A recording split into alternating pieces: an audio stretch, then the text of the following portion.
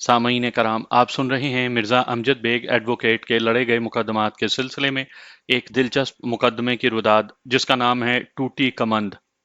मुझे उम्मीद है आपको मेरी ये काविश पसंद आएगी। आपने अगर अभी तक मेरा चैनल माय वॉइस सब्सक्राइब नहीं किया तो अभी मेरे चैनल को सब्सक्राइब करके बेल नोटिफिकेशन ऑन कर लीजिए ताकि आने वाली हर नई कहानी की इत्तला बर वक्त आप तक पहुंच सके। बाज़ सवालात बड़े आजमाइशी नोयत के हामिल होते हैं। वो अचानक इस तरह सामने आन खड़े होते हैं कि उनके जवाब में सच बोलते हुए इंसान तज़ब्ज़ुब का शिकार हो जाता है और ये डर महसूस होता है कि कहीं ख्वामखा शर्मिंदगी ना उठानी पड़ जाए। वो भी कुछ इसी किस्म का सवाल था। सवाल करने वाले का नाम शकील खान था। उम्र लगभग 35 साल रही होगी। कद दरमियाना और जिस्म मजबूत, रंगत गोरी और सर के बाल सोल्जर कट। उसने मुतनासिब साइज की घनी मूछें रखी हुई थी। वो एक क्लाइंट की हैसियत से मेरे ऑफिस में आया था।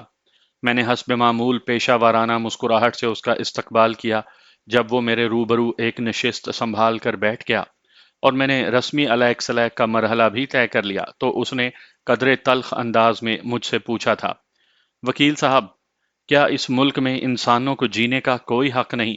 मैंने आंखें सुकेड़ कर उसका बगौर जायजा लिया और कहा, क्यों नहीं जनाब। इस मुल्क में इंसान करोड़ों की तादाद में आबाद हैं, जिनमें से एक इंसान आप हैं और एक मैं हूं। मैंने लम्हाती तवक्कुफ किया, फिर उससे पूछा, शकील साहब, आखिर मामला क्या है? मामला बड़ा गंभीर है वकील साहब।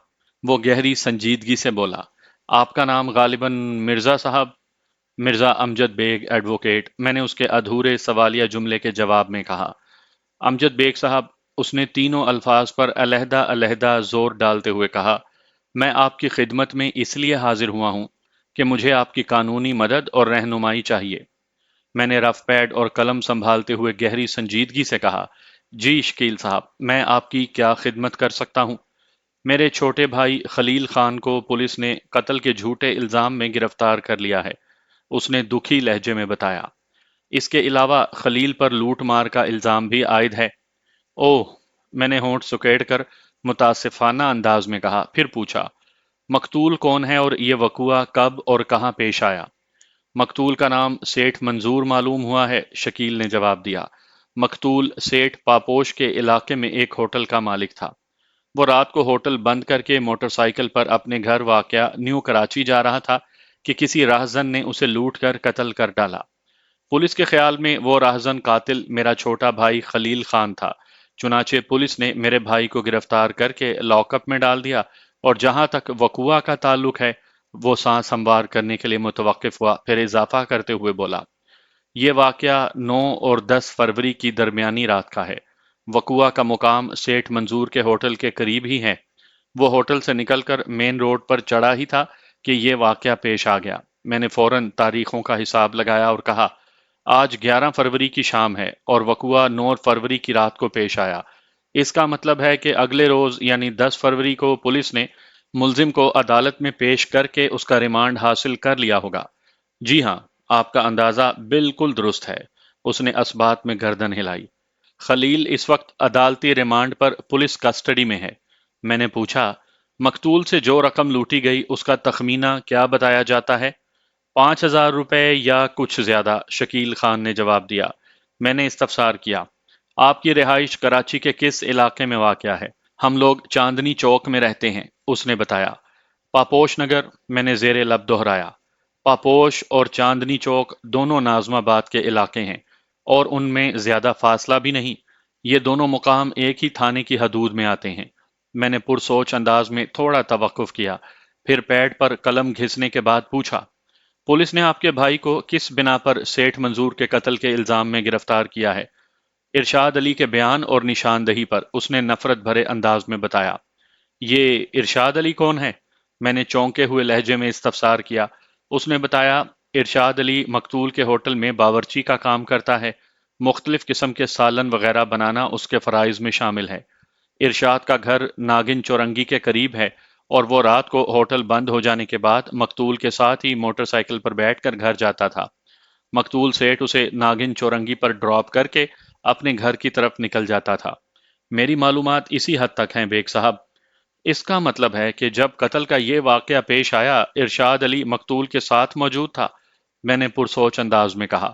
اس نے اپنی آنکھوں سے آپ کے بھائی کو لوٹ مار اور ڈکیتی وغیرہ کی یہ واردات کرتے دیکھا ہوگا، گویا وہ اس کیس میں عینی شاہد کی حیثیت کا حامل ہے۔ نہیں جناب، ایسی کوئی بات نہیں۔ شکیل خان نے نفی میں گردن ہلاتے ہوئے میرے خیال کی تردید کی اور بولا، ارشاد کے مطابق حملہ آور نے اپنے چہرے کو ایک ڈھاٹے میں چھپا رکھا تھا۔ اس نے قد کاٹھ اور جسامت کی بنا پر یہ اندازہ قائم کیا کہ وہ میرا بھائی خلیل تھا۔ اس نے پولیس کو یہ بھی بتایا ہے کہ وقوعہ کے روز ہی شام کے وقت ملزم اور مقتول میں اچھی خاصی تلخ کلامی بھی ہوئی تھی۔ تلخ کلامی ہوئی تھی؟ میں نے چونک کر اسے دیکھا۔ یہ تلخ کلامی مقتول کے ہوٹل میں ہوئی تھی؟ اس نے اسبات میں جواب دیا اور بتایا، دراصل خلیل کے کالج کا ایک دوست ندیم ادھر بورڈ آفس کے قریب ہی رہتا ہے۔ ندیم جب بھی اس سے ملنے آتا ہے تو وہ لوگ چائے وغیرہ پینے کے لیے مقتول کے ہوٹل میں بیٹھ جاتے ہیں۔ وقوعہ کی شام بھی ایسے ہی ہوا۔ وہ لمحے بھر کے لیے متوقف ہوا، پھر اپنی بات مکمل کرتے ہوئے بولا، بس اس شام ان کے سالن میں کوئی مکھی نکل آئی تھی، جس کے باعث خلیل اور ندیم کی مقتول کے ساتھ اچھی خاصی جھڑپ ہو گئی، جس میں خلیل نے بڑھ چڑھ کر حصہ لیا۔ چنانچہ اس ناخوشگوار واقعے کو بنیاد بنا کر مقتول کے باورچی ارشاد علی کے بیان کو سچ مان لیا گیا، اور پولیس کے اس نوعیت کے کارناموں کے باعث لوگوں کے دلوں اور نظروں میں اس کا مقام بری طرح گر چکا ہے۔ میں نے اس کی بات پوری ہونے سے پہلے ہی کہہ دیا، اکثر لوگ پولیس کے اس رویے کی شکایت کرتے ہیں۔ اپنے کام کی آسانی کے لیے وہ کچھ بھی کرنے سے گریز نہیں کرتے، اور بسا اوقات کوئی بے گناہ کسی نہ کردہ جرم کی پاداش میں ان کے چنگل میں جا پھنستا ہے، اور کبھی کوئی خطرناک مجرم آسانی سے بچ نکلتا ہے۔ یہ سب تو ٹھیک ہے بیگ صاحب۔ اس مرتبہ شکیل خان نے میری بات قطع کی اور گہری سنجیدگی سے بولا، لیکن مجھے 101% یقین ہے کہ پولیس والوں نے ایک سوچی سمجھی سازش کے تحت میرے بھائی کو اس کیس میں ملوث کیا ہے۔ انہیں میرا رویہ پسند آیا تھا اور نہ ہی میرا لہجہ گوارا ہوا تھا۔ ان کے تیوروں سے میں نے اسی وقت یہ بھانپ لیا تھا کہ موقع ملتے ہی وہ مجھ پر کوئی کام ضرور لگائیں گے۔ میں تو ان کے ہاتھ نہیں آیا، البتہ انہوں نے میرے چھوٹے بھائی کو قتل اور لوٹ مار کے جھوٹے الزام میں پھنسا دیا۔ یہ خلیل کی بدقسمتی ہے کہ وقوعہ کی شام اس کا مقتول سے جھگڑا ہو گیا تھا، لہٰذا ارشاد کی نشاندہی پر شک کے سارے تیر خلیل کی سمت چلے گئے۔ وہ لمحے بھر کو تھما، ایک بوجھل سانس خارج کی اور مایوسی بھرے لہجے میں بولا، میں تو سمجھ رہا تھا کہ اب تک یہ ملک انسانوں کے لیے محفوظ پناہ گاہ کی حیثیت اختیار کر چکا ہوگا، لیکن 1 ماہ کے تجربے اور مشاہدے نے مجھے سخت مایوس کیا ہے۔ اور پھر یہ خلیل کی گرفتاری کا تازہ ترین واقعہ۔ پتہ نہیں ہمارا ملک کس سمت جا رہا ہے۔ شکیل خان کے طویل طنزیہ اور جذباتی بیان میں پے در پے انکشافات بھرے ہوئے تھے، لیکن میں نے اسے بیچ میں ٹوکنا مناسب نہ سمجھا اور بات پوری کرنے دی۔ چند لمحات کے بعد جب وہ خاموش ہوا تو میں نے ٹھہرے ہوئے لہجے میں کہا، شکیل صاحب، آپ کی باتوں سے محسوس ہوتا ہے کہ آپ کی رہائش پاکستان سے کہیں باہر ہے، جو آپ اس قسم کی باتیں کر رہے ہیں۔ جی ہاں، میں گزشتہ 10 سال سے KSA یعنی سعودی عربیہ میں رہ رہا ہوں، اس نے جواب دیا، مگر میرے بیوی بچے ادھر پاکستان ہی میں ہیں۔ میں 2 سال میں ایک چکر ادھر کا لگاتا ہوں اور مہینہ 1.5 مہینہ رہ کر واپس چلا جاتا ہوں، ہر مرتبہ اس امید کے ساتھ کہ اگلی بار جب میں یہاں آؤں گا تو بہت کچھ بدلا ہوا ملے گا اور یہ بدلاؤ مثبت ہوگا۔ لیکن افسوس کہ وہ جملہ ادھورا چھوڑ کر خاموش ہو گیا۔ اس کی آنکھوں سے جھلکتی بے بسی اور ہونٹوں پر سجی تلخی نے مجھ پر واضح کر دیا کہ اگر وہ جملہ ادھورا نہ چھوڑتا تو اس کی زبان سے کس قسم کے الفاظ خارج ہوتے۔ میں نے کھنکار کر گلا صاف کیا اور پرسوچ انداز میں کہا، KSA یعنی کنگڈم آف سعودی عربیہ، آپ سعودی عرب میں کس جگہ ہوتے ہیں اور آپ وہاں کرتے کیا ہیں شکیل صاحب؟ جناب، میں ریاض میں ایک شیخ کی رہائش گاہ پر کام کرتا ہوں، اس نے جواب دیا۔ میں بجلی سے متعلق ہر کام کا ماہر ہوں۔ شیخ حامد بن ارشد نے مجھے اپنے محل میں کل وقتی ملازم رکھا ہوا ہے۔ اس کے محل میں ہر الیکٹریکل پرابلم کو میں ہی ٹھیک کرتا ہوں۔ شیخ حامد بن ارشاد آپ کو خاصی مناسب تنخواہ دیتا ہوگا؟ میں نے پوچھ لیا۔ جی بیگ صاحب، اس نے اسبات میں گردن ہلائی۔ شیخ صاحب کو ان کے حلقے میں پے ماسٹر کہا جاتا ہے۔ میں ان کی ملازمت میں بہت خوش ہوں۔ شکیل خان صاحب، میں نے اصل موضوع کی طرف آتے ہوئے کہا، آپ نے تھوڑی دیر پہلے بڑے جذباتی انداز میں چند حیرت انگیز انکشافات کیے ہیں، جن کی روشنی میں پولیس نے ایک سوچی سمجھی سازش کے تحت آپ کے بجائے چھوٹے بھائی خلیل خان کو اس جھوٹے کیس میں الجھایا ہے۔ میں جاننا چاہوں گا کہ آپ کا کون سا رویہ پولیس کو پسند نہیں آیا تھا۔ اس کی تفصیل جاننا میرے لیے بہت ضروری ہے۔ آپ سنیں گے تو ہنسیں گے بیگ صاحب، وہ تمسخرانہ انداز میں بولا۔ چند روز پہلے ایک ایسا واقعہ پیش آیا کہ میں جب بھی اس کے بارے میں سوچتا ہوں، پولیس والوں کے لیے میرا دل و دماغ شدید نفرت سے بھر جاتا ہے۔ آپ فکر نہ کریں، میں نے گہری سنجیدگی سے کہا۔ میں آپ کی بات سن کر بالکل نہیں ہنسوں گا۔ اگر اس واقعے کا آپ کی بھائی کی گرفتاری سے کوئی تعلق بنتا ہے تو یہ میرے علم میں لایا جانا بہت ضروری ہے۔ میں نے کہا نا، مجھے 101% یقین ہے، وہ پروسوک انداز میں بولا۔ خلیل کی گرفتاری اور اس پر لوٹ مار اور قتل کا الزام اسی سلسلے کی کڑی ہے۔ آپ سنیں گے تو آپ کو بھی ڈانڈے ملتے ہوئے دکھائی دیں گے۔ میں پوری توجہ سے سن رہا ہوں، میں نے کہا۔ آپ بیان تو کریں۔ چند لمحات تک وہ اس انداز میں خاموش بیٹھا رہا جیسے اپنے ذہن میں بکھرے ہوئے مختلف خیالات کو مجتمع کر رہا ہو۔ پھر ٹھہرے ہوئے لہجے میں اس نے بتانا شروع کیا۔ بیگ صاحب، مجھے سعودیہ سے آئے 2-3 روز ہی ہوئے تھے کہ ایک رات ہمارے گھر میں ڈاکو گھس آئے۔ وہ کل 2 افراد تھے اور انہوں نے ڈھاٹوں کی مدد سے اپنے چہروں کو اچھی طرح چھپا رکھا تھا۔ مجھے یقین ہے کہ ان ڈاکوؤں کو کسی طرح یہ اطلاع ملی ہوگی کہ میں سعودیہ سے تازہ تازہ آیا ہوں۔ ہمارے ہاں ایک تصور بہت عام ہے کہ جو بھی شخص بیرون ملک کمانے جاتا ہے اور جب وہ واپس آتا ہے تو نقدی کے علاوہ اپنے ساتھ ڈھیروں قیمتی سامان بھی لے کر آتا ہے۔ لہٰذا لٹیروں اور ڈاکوؤں کے دل و دماغ میں بدنیتی کی کھجلی شروع ہو جاتی ہے اور وہ کسی واردات کے بارے میں سوچنا شروع کر دیتے ہیں۔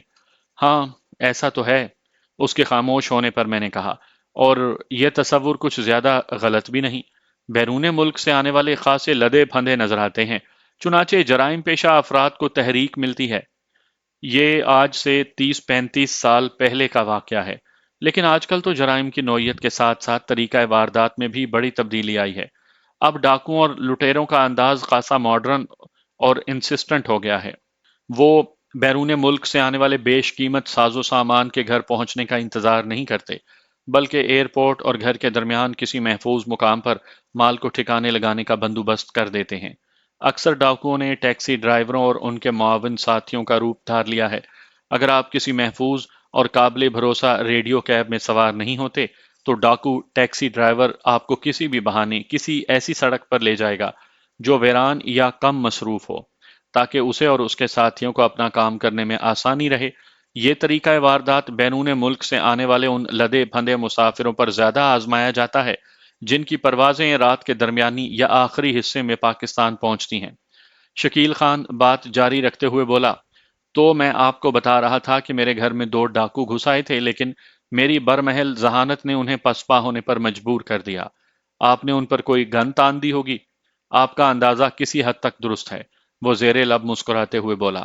میں نے ان پر گن ضرور تانی تھی، مگر وہ ڈاکو اس گن کی حقیقت سے واقف نہیں تھے، اس لیے خوفزدہ ہو کر فرار ہو گئے۔ آپ یہ کہنا چاہتے ہیں کہ وہ کوئی کھلونا گن تھی؟ میں نے الجھن زدہ نظر سے اسے دیکھا۔ جی ہاں، میں یہی کہنا چاہتا ہوں۔ اس نے اسبات میں سر ہلایا۔ وہ قصہ دراصل یہ ہے کہ وہ لمحے بھر کو متوقف ہوا، ایک گہری سانس خارج کی اور سلسلہ بیان کو آگے بڑھایا۔ بیگ صاحب، میں 2 بچوں کا باپ ہوں۔ میرا بڑا بیٹا زیغم 10 سال کا ہے، اس سے چھوٹی بیٹی ہے جس کا نام زرناب اور عمر تقریباً 7 سال ہے۔ میں 1.5-2 سال کے بعد جب بھی پاکستان آتا ہوں تو ان کے لیے کھلونے ضرور لاتا ہوں۔ زرناب کو گڑیاں اور بیوٹی پارلر کا سیٹ بہت پسند ہے اور وہ ہمیشہ اسی کی فرمائش کرتی ہے، جبکہ زیغم کی پسند وقت گزرنے کے ساتھ ساتھ بدلتی رہتی ہے۔ اس مرتبہ اس نے فرمائش کی کہ میں اس کے لیے کھلونا گن لے کر آؤں۔ مجھے ٹوائز مارکیٹ میں اس کی مطلوبہ گن نظر آ گئی اور میں اس کے لیے خرید لایا۔ اگر دور سے دیکھا جائے تو وہ گن بالکل اصلی نظر آتی ہے۔ جس رات ڈاکوؤں نے ہمارے گھر میں قدم رکھا، مذکورہ کھلونا میرے بیڈ کے نزدیک ہی ایک ٹیبل پر رکھا تھا۔ جب ڈاکو بیڈ روم میں داخل ہوئے تو میری آنکھ کھلی۔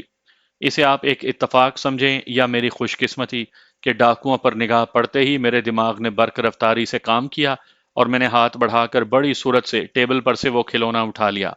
پھر گن کو ڈاکوؤں پر تانتے ہوئے میں نے للکارا، خبردار! اگر آگے قدم بڑھایا تو میں گولی مار دوں گا۔ وہ دونوں نکلی گن کو اصلی سمجھ کر میری دھونس میں آ گئے۔ انہوں نے ٹھٹک کر ایک لمحے کے لیے ایک دوسرے کی طرف دیکھا۔ اس دوران میں بیڈ سے نیچے اتر آیا تھا۔ پھر اس سے پہلے کہ میں انہیں کوئی اور خوفناک دھمکی دیتا، وہ الٹے پاؤں فرار ہو گئے۔ ایک کھلونا گن کے خوف نے انہیں میدان چھوڑنے پر مجبور کر دیا تھا۔ بہت ہی کچے اور بزدل ڈاکو تھے۔ اس کے خاموش ہونے پر میں نے خیال آرائی کی، پھر پوچھا، لیکن شکیل صاحب، ڈاکوؤں والے اس مضحکہ خیز واقعے کا پولیس سے کیا تعلق ہے؟ آپ تو غالباً مجھے پولیس کے کسی خاص رویے کے بارے میں بتا رہے تھے۔ میں اسی طرف آ رہا ہوں بیگ صاحب، وہ ایک گہری سانس لیتے ہوئے بولا، اور آپ نے اس واقعے کا مضحکہ خیز پورشن تو ابھی سنا ہی نہیں۔ سمجھ لیں کہ ابھی میں نے صرف ایک سین کی روداد پیش کی ہے، ابھی کچھ اور بھی سنسنی خیز مناظر باقی ہیں۔ جی، میں سن رہا ہوں، آپ بیان کرتے جائیں، میں نے ٹھہرے ہوئے لہجے میں کہا۔ اس ڈرامے کا ڈراپ سین خاصا دلچسپ ہوگا۔ اس نے سلسلہ کلام جاری رکھا۔ اس رات کا باقی حصہ تو ہم نے جیسے تیسے جاگ کر گزارا، لیکن پھر کوئی ناخوشگوار واقعہ پیش نہیں آیا۔ اگلے روز آس پڑوس والوں کو اس واقعے کی خبر ہوئی۔ جس نے بھی نکلی گن اور ڈاکوؤں کی بزدلی کے بارے میں سنا، اپنی اپنی سمجھ بوجھ کے مطابق حسب توفیق تبصرہ بھی کیا۔ زیادہ تر لوگوں نے اسے مذاق کے رنگ میں لیا تھا، اور ہم سے اظہار ہمدردی کے بجائے انہیں تفریح کی سوچ رہی تھی۔ یہ سب تو چل ہی رہا تھا کہ دوپہر کے بعد ایک نئی مصیبت نازل ہو گئی۔ وہ لمحے بھر کو تھما، ایک گہری مگر بوجھل سانس خارج کی اور اپنی بات مکمل کرتے ہوئے بولا، ہم لوگ لنچ سے فارغ ہوئے ہی تھے کہ پولیس آدم کی مقامی تھانے کا ایک سب انسپیکٹر 2 کانسٹیبلز کے ساتھ میرے دروازے پر آیا اور بتایا کہ وہ ایک اہم سلسلے میں مجھ سے ضروری بات کرنا چاہتا ہے۔ میں نے سب انسپیکٹر کو اپنے گھر کے ڈرائنگ روم میں بٹھایا اور اس کی آمد کی غرض و غایت کے بارے میں استفسار کیا۔ وہ خاصے گمبھیر لہجے میں گویا ہوا، دیکھیں جناب، نام کیا ہے آپ کا؟ شکیل، میں نے بتایا، شکیل خان ولد جمیل خان۔ ہاں تو شکیل صاحب، وہ بات کو آگے بڑھاتے ہوئے بولا، دراصل آج کل آتشی اسلحے کے حوالے سے خاصی سختی ہو گئی ہے۔ ہمیں اوپر سے بہت دباؤ ڈالا جا رہا ہے، اس لیے ہم چیکنگ کے سلسلے میں سرگرداں رہتے ہیں۔ لیکن آتشی اسلحے اور اس کی چیکنگ سے میرا کیا تعلق ہے؟ میں نے اس کی بات مکمل ہونے سے پہلے ہی الجھن زدہ انداز میں سوال کر ڈالا۔ سب انسپیکٹر نے ٹٹولتی ہوئی نظروں سے مجھے دیکھا اور کہا، ہمیں پتہ چلا ہے کہ آپ کے پاس بھی کوئی آتشی ہتھیار ہے۔ ہم صرف یہ دیکھنا چاہتے ہیں کہ آپ کے پاس اس ہتھیار کا باقاعدہ لائسنس بھی ہے یا ایسے ہی رکھا ہوا ہے۔ آپ اسے معمول کی کارروائی سمجھیں اور ہمارے ساتھ تعاون کریں۔ جناب، پہلے تو یہ بتائیں کہ آپ کو کس نے اطلاع دی ہے کہ میرے گھر میں کوئی ہتھیار وغیرہ ہے؟ میں نے قدرے چبھتے ہوئے لہجے میں دریافت کیا۔ لائسنس یافتہ اور غیر لائسنس یافتہ کی بحث تو بعد کی بات ہے۔ آپ اس چکر میں نہ پڑیں کہ ہمیں کس نے بتایا، وہ خشک لہجے میں بولا۔ ہماری معلومات حاصل کرنے کے اپنے ذرائع ہیں۔ اس سلسلے میں ہمارے خفیہ مخبر نہایت تندہی سے اپنے فرائض انجام دیتے رہتے ہیں۔ ہم انہی معلومات کی روشنی میں حرکت کرتے ہیں۔ بس یہ سمجھ لیں کہ ہم کسی پر کچا ہاتھ نہیں ڈالتے۔ تو سب انسپیکٹر صاحب، آپ بھی میری ایک بات غور سے سن لیں۔ میں نے طنزیہ انداز میں کہا، آپ مجھ پر بہت ہی کچا ہاتھ ڈالنے آئے ہیں۔ اس گھر میں کسی نوعیت کا بڑا یا چھوٹا، ہلکا یا بھاری آتشی اسلحہ موجود نہیں۔ ہماری اطلاعات غلط نہیں ہو سکتی۔ وہ قدرے سخت لہجے میں بولا، ہماری معلومات کے مطابق آپ کے پاس ایک گن موجود ہے جس کے بل پر آپ نے گزشتہ رات 2 ڈاکوؤں کو پسپائی اختیار کرنے پر مجبور کر دیا تھا۔ وہ لمحے بھر کے لیے رکا، پھر میری آنکھوں میں جھانکا اور طنزیہ انداز میں بولا، شکیل صاحب، اب تو آپ کو بخوبی اندازہ ہو گیا ہوگا کہ ہم کسی پر کچا ہاتھ نہیں ڈالتے، کیوں؟ اوہ! میں ایک بوجھل سانس خارج کر کے رہ گیا۔ وہ تیکھے انداز میں بولا، فوراً سب کچھ یاد آ گیا نا؟ سب انسپیکٹر کی تحقیق اور تفتیش مجھ پر واضح ہوئی تو میں پرسکون ہو گیا۔ یہ سمجھ آ گیا کہ ڈاکوؤں والی بات میرے گھر سے نکل کر آس پڑوس میں پہنچی تھی، اور پھر وہاں سے اڑتی ہوئی کسی طرح متعلقہ تھانے تک رسائی حاصل کرنے میں بھی کامیاب ہو گئی، اور یہ سب انسپیکٹر اسی سلسلے میں ایفیشنسی دکھانے آیا تھا۔ اس دوران وہ سب انسپیکٹر یک ٹک میری آنکھوں میں دیکھتا رہا۔ میں نے اس کی تسلی کی خاطر اس بات میں گردن ہلائی اور بڑی نرمی سے کہا، ہاں انسپیکٹر صاحب، مجھے سب کچھ یاد آ گیا ہے۔ آپ نے حوالہ ہی ایسا دیا ہے کہ سب میرے ذہن میں تازہ ہو گیا، لیکن افسوس کہ… میں نے دانستہ جملہ ادھورا چھوڑا، ایک تھکی ہوئی سانس خارج کی اور مزید کہا، افسوس اس بات کا ہے کہ آپ نے جس گن کا ذکر کیا، میرے پاس اس کا لائسنس نہیں۔ یہ افسوس کی نہیں بلکہ سنگین جرم کی بات ہے۔ مجھے نرم پڑتے دیکھ کر وہ شیر ہو گیا، آپ کو پتا ہے کہ لائسنس کے بغیر آتشی ہتھیار قانوناً جرم ہے۔ آپ کو اس سلسلے میں سزا اور جرمانہ بھی ہو سکتا ہے۔ میں نے اپنے چہرے کے تاثرات سے یہ ظاہر کیا جیسے اس کی بات نے مجھے خوف زدہ کر دیا ہو، پھر قدرے منت ریز لہجے میں کہا، آپ ٹھیک کہہ رہے ہیں انسپیکٹر صاحب، واقعی لائسنس کے بغیر گھر میں ایک خطرناک ہتھیار رکھ کر میں نے سنگین جرم کا ارتکاب کیا ہے، لیکن اگر آپ چاہیں تو گھر کی بات گھر ہی میں ختم ہو سکتی ہے۔ میں بڑے غیر محسوس انداز میں اس سے تفریح لے رہا تھا، لیکن اسے یقین ہو گیا کہ میں اس سے بری طرح خوفزدہ ہو گیا ہوں۔ شاید وہ چاہتا بھی یہی تھا۔ معنی خیز نظروں سے مجھے دیکھتے ہوئے اس نے تصدیقی انداز میں استفسار کیا، شکیل صاحب، کیا آپ مکمکا کی بات کر رہے ہیں؟ جی ہاں، میں نے کہا، میرا یہی مطلب ہے۔ آپ کی آفر کیا ہے؟ اس نے محتاط لہجے میں پوچھا۔ آپ اپنی ڈیمانڈ بتائیں انسپیکٹر صاحب، میں نے گہری سنجیدگی سے کہا۔ اس نے ایک لمحہ سوچا، پھر آواز دبا کر بولا، میرا خیال ہے 5,000 ٹھیک رہیں گے۔ یہ تو بہت زیادہ ہیں جناب، میں نے مصنوعی پریشانی ظاہر کی۔ مذاق نہ کریں شکیل صاحب، اب آپ اتنے بھی گئے گزرے نہیں ہیں، وہ چوٹ کرتے ہوئے بولا۔ ہمیں اپنے علاقے میں رہنے والے ایک ایک شخص کی پوری خبر ہے۔ آپ چند روز پہلے ہی سعودی عرب سے پاکستان آئے ہیں۔ میں نے تو آپ کا خیال رکھتے ہوئے پاکستانی کرنسی میں ڈیمانڈ کی ہے، ورنہ اصولاً تو مجھے اس کام کے 5,000 ریال طلب کرنے چاہیے تھے۔ وہ تو ٹھیک ہے جناب، میں نے جوز بز ہوتے ہوئے کہا، لیکن میں آپ کا مطالبہ اس لیے پورا نہیں کر سکتا کہ وہ گن کی اصل قیمت سے کہیں زیادہ ہے۔ میں تو سوچ رہا ہوں، میں نے لمحاتی توقف کیا، پھر اپنی بات پوری کرتے ہوئے کہا، میں یہ سوچ رہا ہوں کیوں نہ وہ گن ہی تحفتاً آپ کی خدمت میں پیش کر دوں۔ اس طرح نہ رہے گا بانس اور نہ بجے گی بانسری۔ آپ کا کیا خیال ہے سب انسپیکٹر صاحب؟ اس نے میرے استفسار کے جواب میں اپنا خیال کچھ اس انداز میں ظاہر کیا، شکیل صاحب، آپ کی گن امپورٹڈ ہے یا درہ میڈ؟ درہ میڈ نہیں جناب، وہ میڈ ان چائنا ہے۔ میں نے گہری سنجیدگی سے تفریح کا عمل جاری رکھا اور اسے بتایا، میں نے یہ گن وہیں کی ایک مارکیٹ سے خریدی تھی۔ کتنے میں؟ اس نے حریصانہ انداز میں پوچھا۔ صرف 10 ریال میں نے جواب دیا۔ اتنا سستا؟ بے ساختہ اس کے منہ سے نکلا۔ کیا وہاں سعودیہ میں ہتھیار اتنی کم قیمت میں دستیاب ہیں؟ میں آپ سے جھوٹ کیوں بولوں گا انسپیکٹر صاحب؟ میں نے گول مول جواب دیا۔ میں نے یہ گن جتنے میں خریدی تھی وہ آپ کو بتا دیا۔ یقین کرنا یا نہ کرنا آپ کا کام۔ آپ کی بات سن کر مجھے حیرت ہو رہی ہے، وہ بے اعتباری سے مجھے دیکھتے ہوئے بولا۔ بہرحال آپ گن تو لا کر دکھائیں۔ میں سب انسپیکٹر کے پاس سے اٹھا، گھر کے اندرونی حصے میں گیا اور وہ کھلونا گن لا کر اس کے حوالے کر دی، جس کی قصہ کہانی پچھلے آدھے گھنٹے سے جاری تھی۔ انسپیکٹر مذکورہ گن کو ہاتھ میں لیتے ہی ایسے اچھلا جیسے میں نے اسے گن نہیں بلکہ کوئی زہریلا ناگ تھما دیا ہو۔ اگلے ہی لمحے اس کے ہونٹوں سے سرسراتی ہوئی آواز خارج ہوئی، یہ تو نکلی ہے، بالکل بچوں کا کھلونا۔ جی ہاں، آپ کا اندازہ بالکل درست ہے، میں نے ٹھہرے ہوئے لہجے میں کہا۔ اس کی بے یقینی عروج پر دکھائی دیتی تھی، اور وہ اس کیفیت میں خود بخود آپ سے تم پر بھی اتر آیا تھا۔ کیا تم نے اس کھلونا گن کی مدد سے ڈاکوؤں کو فرار ہونے پر مجبور کیا تھا؟ بالکل، واقعہ یہی ہے انسپیکٹر صاحب، میں نے چٹانی لہجے میں کہا۔ آپ میرے گھر کے چپے چپے کی تلاشی لے سکتے ہیں، اس گھر میں سے کوئی بھی آتشی اسلحہ یا خطرناک ہتھیار آپ کو نہیں ملے گا۔ وہ تو میری خوش قسمتی کہ ڈاکو اس کھلونے کو اصلی گن سمجھے اور ڈاکہ ڈالنے کے بجائے دم دبا کر بھاگ نکلے، ورنہ آج صبح میں آپ کے تھانے میں بیٹھا اس ڈکیتی کی رپورٹ لکھوا رہا ہوتا۔ وہ سب انسپیکٹر تو اس ڈراپ سین پر سر پٹک کر رہ گیا ہوگا۔ شکیل خان نے اپنے بیان میں تھوڑا وقفہ دیا تو میں نے دلچسپی لیتے ہوئے کہا، آپ کا اندازہ ایک حد تک درست ہے بیگ صاحب۔ شکیل معنی خیز لہجے میں بولا۔ ایک حد تک مطلب؟ میں پوچھے بنا نہ رہ سکا۔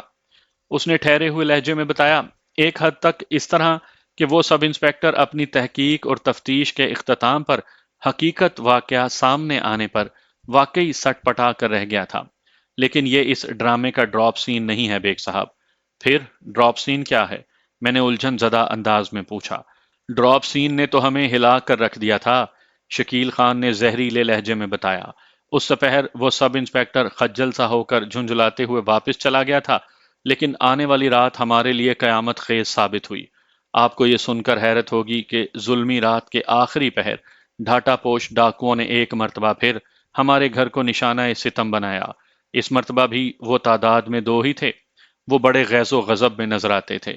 لوٹ مار کے علاوہ انہوں نے مجھ پر یہ بھی واضح کر دیا کہ میں نے پچھلی رات انہیں جس طرح کھلونا گن سے بے وقوف بنایا تھا، یہ سب اسی کا نتیجہ ہے۔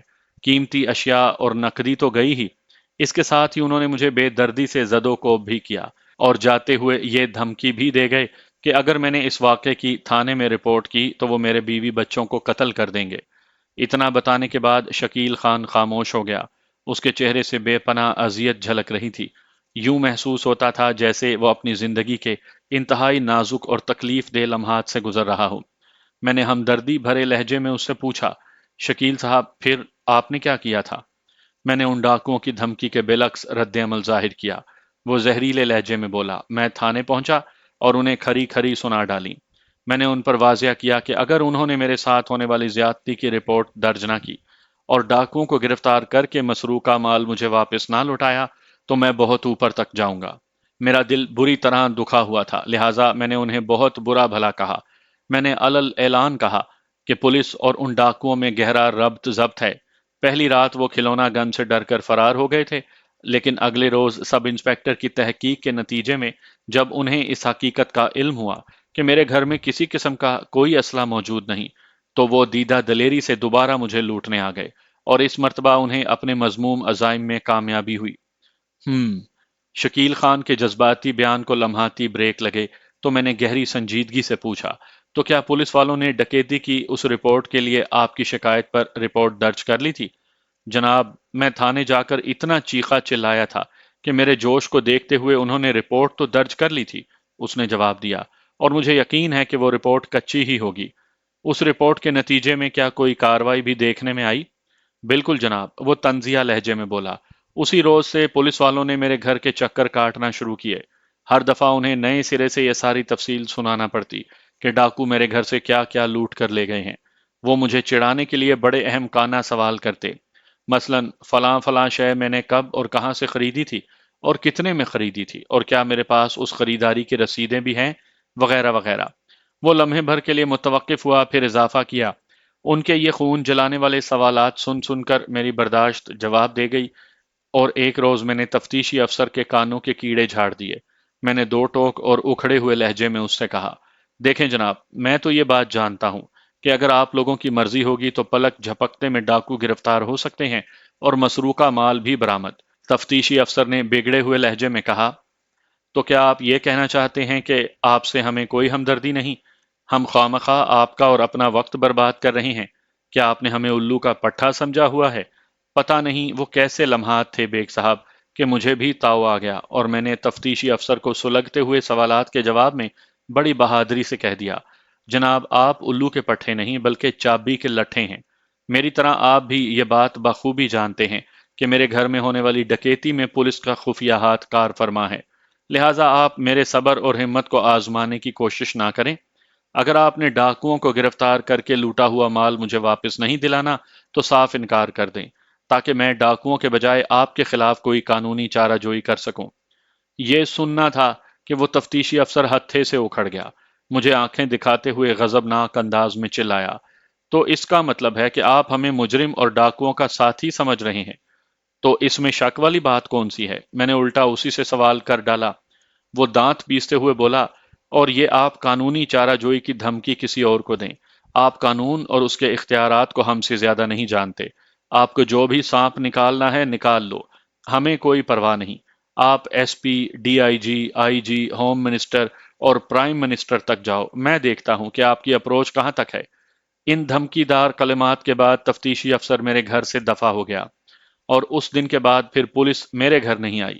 میں نے اللہ کا لاکھ لاکھ شکر ادا کیا کہ اس کوفت سے تو جان چھوٹی، لیکن مجھے معلوم نہیں تھا کہ اس سے کئی بڑی کوفت میرا انتظار کر رہی ہے۔ ایک دو روز ہی گزرے تھے کہ انہوں نے مجھے تھانے بلانا شروع کیا۔ ہر مرتبہ یہ بہانہ ہوتا تھا کہ ہم نے چند جرائم پیشہ افراد کو گرفتار کیا ہے، آپ تھانے آ کر شناخت کریں کہ کیا ان میں وہ ڈاکو شامل ہیں جنہوں نے آپ کے گھر میں ڈکیتی ماری تھی۔ کبھی اس بہانے سے بلایا جاتا کہ ہم نے کچھ مسروقہ سامان برآمد کیا ہے، اس کی پہچان کر لیں، اور ہر مرتبہ میں بیکار قسم کا کاٹ کباڑ دیکھ کر واپس آ جاتا۔ مجھے زچ اور ذلیل کرنے کا یہ سلسلہ وقفے وقفے سے جاری ہی تھا کہ انہوں نے میری اذیت کو ناقابل برداشت بنانے کے لیے میرے چھوٹے بھائی کو ایک ناکردہ جرم میں پھانس کر بند کر دیا۔ اب آپ ہی بتائیں میں کہاں غلط ہوں؟ آخر میرا قصور؟ شکیل صاحب، میں نے اس کی بات پوری توجہ سے سننے کے بعد ٹھہرے ہوئے لہجے میں کہا، آپ غلط یا قصوروار نہیں ہیں، بلکہ میرے خیال میں بڑے سادہ ہیں۔ آپ نے اپنی اسی سادگی میں یہاں کی پولیس اور اس کے مزاج کو سمجھنے میں غلطی کی ہے، جس سے قدم با قدم آپ کی مشکلات میں اضافہ ہوتا چلا گیا۔ بس اتنی سی بات ہے۔ میں نے ڈکیتی والی واردات کے بارے میں تفصیلاً آپ کو بتا دیا ہے۔ وہ میری طرف توقع بھری نظروں سے دیکھتے ہوئے بولا، آپ ایمانداری سے بتائیں، کیا آپ کو نہیں لگتا کہ میرے گھر میں ہونے والی ڈکیتی میں پولیس نے ڈاکوؤں کی بھرپور پشت پناہی کی تھی؟ ایسا بھی ہو سکتا ہے، میں نے محتاط انداز اختیار کرتے ہوئے کہا، لیکن اس وقت ڈکیتی والے معاملے سے زیادہ گمبھیر مسئلہ خلیل خان کا ہے۔ آپ کو پچھلی باتیں بھلا کر تازہ ترین صورتحال پر فوکس کرنا ہوگا۔ پچھلی باتیں اور بیتے ہوئے تجربات اگر تلخ اور ترش ہوں تو انہیں فراموش کرنا اتنا آسان نہیں ہوتا بیگ صاحب، وہ ٹوٹے ہوئے لہجے میں بولا۔ آپ نے بالکل درست فرمایا اور میں آپ کی بات سے مکمل اتفاق کرتا ہوں، لیکن میں نے لمحاتی توقف کے بعد اضافہ کیا، لیکن بہرحال اس سلسلے میں کوشش تو کی جا سکتی ہے۔ وہ تو میں کر ہی رہا ہوں، کیونکہ اس کے سوا میرے پاس کوئی چارہ بھی تو نہیں، اس نے زہریلے لہجے میں کہا۔ لیکن آپ سے پھر وہی سوال کروں گا جو ابتدا میں کیا تھا کہ کیا اس ملک میں انسانوں کو جینے کا کوئی حق نہیں؟ میں نے سمجھانے والے انداز میں کہا، شکیل صاحب، یہ ملک کیا، دنیا کے ہر ملک میں انسانوں کو پورا پورا جینے کا حق حاصل ہے، لیکن اس سلسلے میں انسانوں کو وہاں کے قوانین، اصول، قاعدے اور ماحول و مزاج کا خیال رکھنا پڑتا ہے۔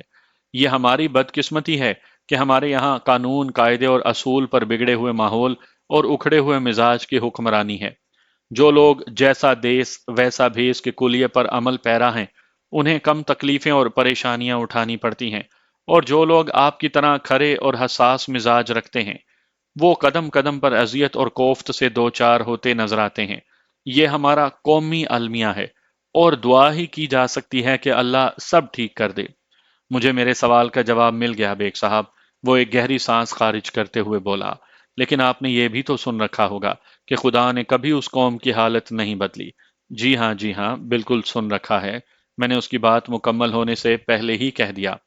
وہ چند لمحات تک گہری سوچ میں ڈوبا رہا، پھر ایک بوجھل سانس خارج کرتے ہوئے بولا، یہ سچ ہے کہ میرے چھوٹے بھائی خلیل خان کا سیٹھ منظور کے قتل میں کوئی ہاتھ نہیں، لیکن یہ بھی حقیقت ہے کہ سیٹھ منظور کا قتل ہوا ہے۔ بیگ صاحب، اب یہ سب کچھ آپ پر منحصر ہے کہ خلیل کو اس مصیبت سے کیسے نکالتے ہیں۔ میں آپ کی فیس کے علاوہ ہر قسم کا قانونی اور عدالتی خرچہ اٹھانے کو تیار ہوں۔ یہ تو آپ کو اٹھانا ہی ہوگا، میں نے کہا۔ مجھے اس بات کی خوشی ہے کہ اب آپ جذباتیت کو پس پشت ڈال کر بالکل نارمل انداز میں سوچ رہے ہیں۔ جناب، انسان کے اندر جذبات ہوں تو وہ جذباتی بھی ہو ہی جاتا ہے، وہ ٹھہرے ہوئے لہجے میں بولا۔ اب بتائیں، مجھے آپ اپنے بھائی کی باعزت رہائی کے سلسلے میں کیا کرنا ہوگا؟ میں نے پوچھا۔ شکیل صاحب، جو پولیس آفیسر پہلی مرتبہ آپ کے گھر گن کے حوالے سے پوچھ گچھ کرنے آیا تھا، کیا آپ اس کا نام جانتے ہیں؟ جی ہاں، اس نے اسبات میں گردن ہلائی۔ اس سب انسپیکٹر کا نام انور شاہ تھا۔ کیا بعد میں بھی یہی سب انسپیکٹر آپ کے گھر چکر لگاتا رہا تھا؟ میں نے ایک حوالے سے تصدیق ضروری سمجھی۔ میرا مطلب ہے، کیا انور شاہ ہی مال مسروقہ کو برآمد کرنے کے لیے تفتیشی افسر تعینات ہوا تھا؟ نہیں جناب، اس مرتبہ اس نے نفی میں جواب دیا۔ اس تفتیشی افسر کا نام منیر حسین تھا، اور وہ عہدے کے اعتبار سے ایک ASI تھا۔ ٹھیک ہے شکیل صاحب، میں نے رف پیڈ پر قلم چلاتے ہوئے کہا، آپ کا بھائی اس وقت عدالتی ریمانڈ پر پولیس کسٹڈی میں ہے۔ میں کسی وقت متعلقہ تھانے جا کر اس سے ملاقات کر لوں گا۔ اس سے مختلف سوال و جواب کے علاوہ وکالت نامے اور دیگر ضروری کاغذات پر دستخط بھی لینا ہوں گے۔ آپ ایک کام کریں، آپ نے خلیل خان کے دوست کا کیا نام بتایا تھا جو ادھر بورڈ آفس کے قریب رہتا ہے؟ جی، اس کا نام ندیم ہے، اس نے جلدی سے جواب دیا۔ میں نے کہا، آپ کسی وقت ندیم کو ساتھ لے کر میرے پاس آ جائیں، یا چاہیں تو اسے اکیلا بھی بھیج سکتے ہیں۔ میں اس سے چند ضروری اور اہم باتیں کرنا چاہتا ہوں۔ ٹھیک ہے جناب، یہ میں کر لوں گا، وہ مضبوط لہجے میں بولا۔ میں نے اپنی فیس وصول کر کے اسے رسید جاری کر دی، پھر ضروری ہدایات کے بعد اسے اپنے دفتر سے رخصت کر دیا۔ وہ جب میرے سامنے سے اٹھا تو خاصا مطمئن تھا۔ اگلے روز وہ ندیم کو لے کر میرے دفتر آ گیا۔ میں نے تنہائی میں ندیم کا تفصیلی انٹرویو لے ڈالا، اور اس کوشش کے نتیجے میں کافی کارآمد باتیں معلوم ہوئیں۔ علاوہ ازیں میں نے تھانے جا کر ملزم خلیل خان سے بھی ملاقات کر لی، جو خاصی سود مند ثابت ہوئی۔ اس معلوماتی تفصیل کا ذکر گاہے بگاہے عدالتی کارروائی کے دوران میں ہوتا رہے گا۔ ریمانڈ کی مدت پوری ہونے کے بعد پولیس نے اس کیس کا چالان عدالت میں پیش کر دیا۔ میں نے اس مرحلے پر اپنے موکل کی ضمانت کروانے کے لیے چارہ جوئی کی، لیکن اپنے مقصد میں کامیاب نہ ہو سکا۔ जज ने आइंदा पेशी के लिए तारीख देकर मुलजिम को जुडिशल रिमांड पर जेल भेज दिया। अगली तारीख 15 दिन के बाद की थी। आगे बढ़ने से पहले मैं इस केस के मुख्तलिफ पहलुओं और गोशों से आपको रोशनास करवा दूं, ताकि अदालती कार्रवाई के दौरान आप किसी किस्म की जहनी उलझन का शिकार ना हो। सबसे पहले मैं इस्तगासा की रिपोर्ट का जिक्र करूंगा। इस्तगासा की रिपोर्ट से भी पहले मैं इस केस के तफ्तीशी अफसर के बारे में बताना चाहूंगा। उस पुलिस अहल का नाम अनवर शाह था, यानी वही सब इंस्पेक्टर जो आतिशी असले का सुराग लगाने कुछ अरसा पहले मुलजिम के घर आया था, और उसी रात मुलजिम के घर में बाकायदा डकैती की वारदात हो गई थी, जिसकी रिपोर्ट दर्ज हो जाने के बावजूद भी अभी तक माले मसरूका का कोई निशान नहीं मिल सका था, और ना ही मजकूरा डाकुओं की गिरफ्तारी अमल में आई थी। और मुलजिम खलील खान के बड़े भाई शकील खान को 101% यकीन था कि उनके घर में होने वाली डकैती डाकुओं और पुलिस की मिली भगत का नतीजा था। बल्कि उसका दावा तो यहां तक था कि पुलिस ही ने बाकायदा जराइम पेशा अफराद को अपनी पनाह में पाल रखा है। यही वजह है कि जराइम होते हैं, लेकिन अक्सर व बेशतर मुलजिम या मुजरिम हाथ नहीं आते। जब जुर्म की बीख कुनी करने वाले लोग खुद ही जराइम में मुलविस हों, तो फिर मुजरिम कहाँ पकड़े जाएंगे। इस्तगासा की रिपोर्ट के मुताबिक मुलजिम ने मकतूल को मौत के घाट उतारकर अपनी बेइज्जती और जिल्लत का इंतकाम लिया था। वकवा की शाम मुलजिम अपने एक दोस्त नदीम के साथ मकतूल के होटल में आया और खाने पीने के किसी मामले पर उनमें झगड़ा हो गया। मकतूल ने बड़ी नरमी और प्यार से बात की। उसकी कोशिश थी कि होटल के अंदर बदमज़गी की फिजा कायम ना हो और सुलह सफाई से मामला निमट जाए। उसने होटल के बैरे को यह हुक्म भी दिया कि वो मुलजिम और उसके दोस्त की शिकायत दूर करने के लिए उन्हें दूसरा खाना सर्व करे, लेकिन मुलजिम कोई बात सुनने को तैयार ही नहीं था। वो बाआवाज़ बुलंद होटल, उसके खाने और मालिक होटल यानी मकतूल सेठ मंजूर को बुरा भला कहता चला गया। जब पानी सर से ऊपर होने लगा, तो मकतूल ने अपने मुलाजमीन की मदद से धक्के देकर मुलजिम और उसके साथी को होटल से बाहर निकाल दिया। मुलजिम ने होटल छोड़ते वक्त मकतूल को संगीन नताइज की धमकी देते हुए कहा, सेठ, तुम ये जो भी कर रहे हो अपने हक में बहुत ही बुरा कर रहे हो। तुम्हें नहीं मालूम कि मैं कितना खतरनाक आदमी हूं। जल्द ही तुम्हें मैं ऐसा मजा चखाऊंगा कि जिंदगी भर याद रखोगे। और फिर उसी रात जब सेठ मंजूर होटल बंद करके अपने घर की जानिब रवाना हुआ, तो उसे कत्ल कर दिया गया। मकतूल के साथ उसका बावर्ची इरशाद अली भी मोटरसाइकिल पर सवार था। उसी की जबानी पता चला कि हमलावर कातिल मुलजिम के सिवा और कोई नहीं हो सकता। इरशाद के मुताबिक मुलजिम ने अपनी शनाख्त छुपाने के लिए चेहरे पर ढाटा लगा रखा था, लेकिन मखसूस जिसामत और कद काट के सबब उसने मुलजिम को पहचानने में कोई गलती नहीं की। चुनाचे इरशाद अली की निशानदही पर पुलिस ने मुलजिम खलील खान को सेठ मंजूर के कत्ल के इल्जाम में उसके घर से गिरफ्तार कर लिया। पोस्टमार्टम की रिपोर्ट के मुताबिक मकतूल सेठ मंजूर की मौत 9 और 10 फरवरी की दरमियानी शब 11 और 12 बजे के बीच वाक़या हुई थी। उसे कत्ल करने के लिए हमलावर ने उस पर 2 गोलियां चलाईं, और ये दोनों ही फायर हलाकत खेज साबित हुए। एक गोली गर्दन में और दूसरी दिल में पेवस्त हो गई थी, और मकतूल ने मौके पर ही जान दे दी। रिपोर्ट में यह भी लिखा था कि ये दोनों गोलियां .38 कैलिबर की रिवॉल्वर से चलाई गई थीं। इसके अलावा चंद तकनीकी नौयत की मूशगाफियां भी थीं, जिनका जिक्र मैं जरूरी नहीं समझता। इब्तदाई चंद पेशियों में कोई काबिल जिक्र कार्रवाई नहीं हुई, लिहाजा मैं यहाँ से गुजरकर बराह रास्त इस्तगासा के गवाहों और उनके बयानात की तरफ आता हूँ, ताकि सनसनी खेजी का तसलसल जारी रहे। इसी दौरान मैंने अपनी कोशिश से भी बहुत सी अहम मालूमात इकट्ठी कर ली थी।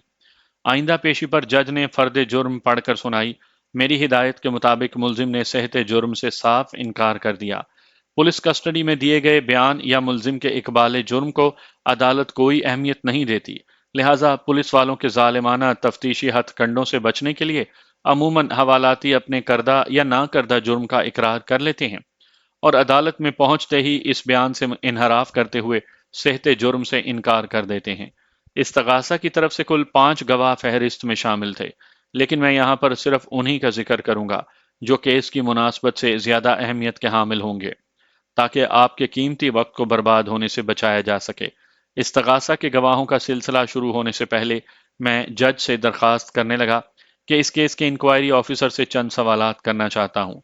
जज ने फौरन मेरी यह फरमाइश पूरी कर दी, और उसके इशारे पर sub inspector Anwar Shah witness box में आकर खड़ा हो गया।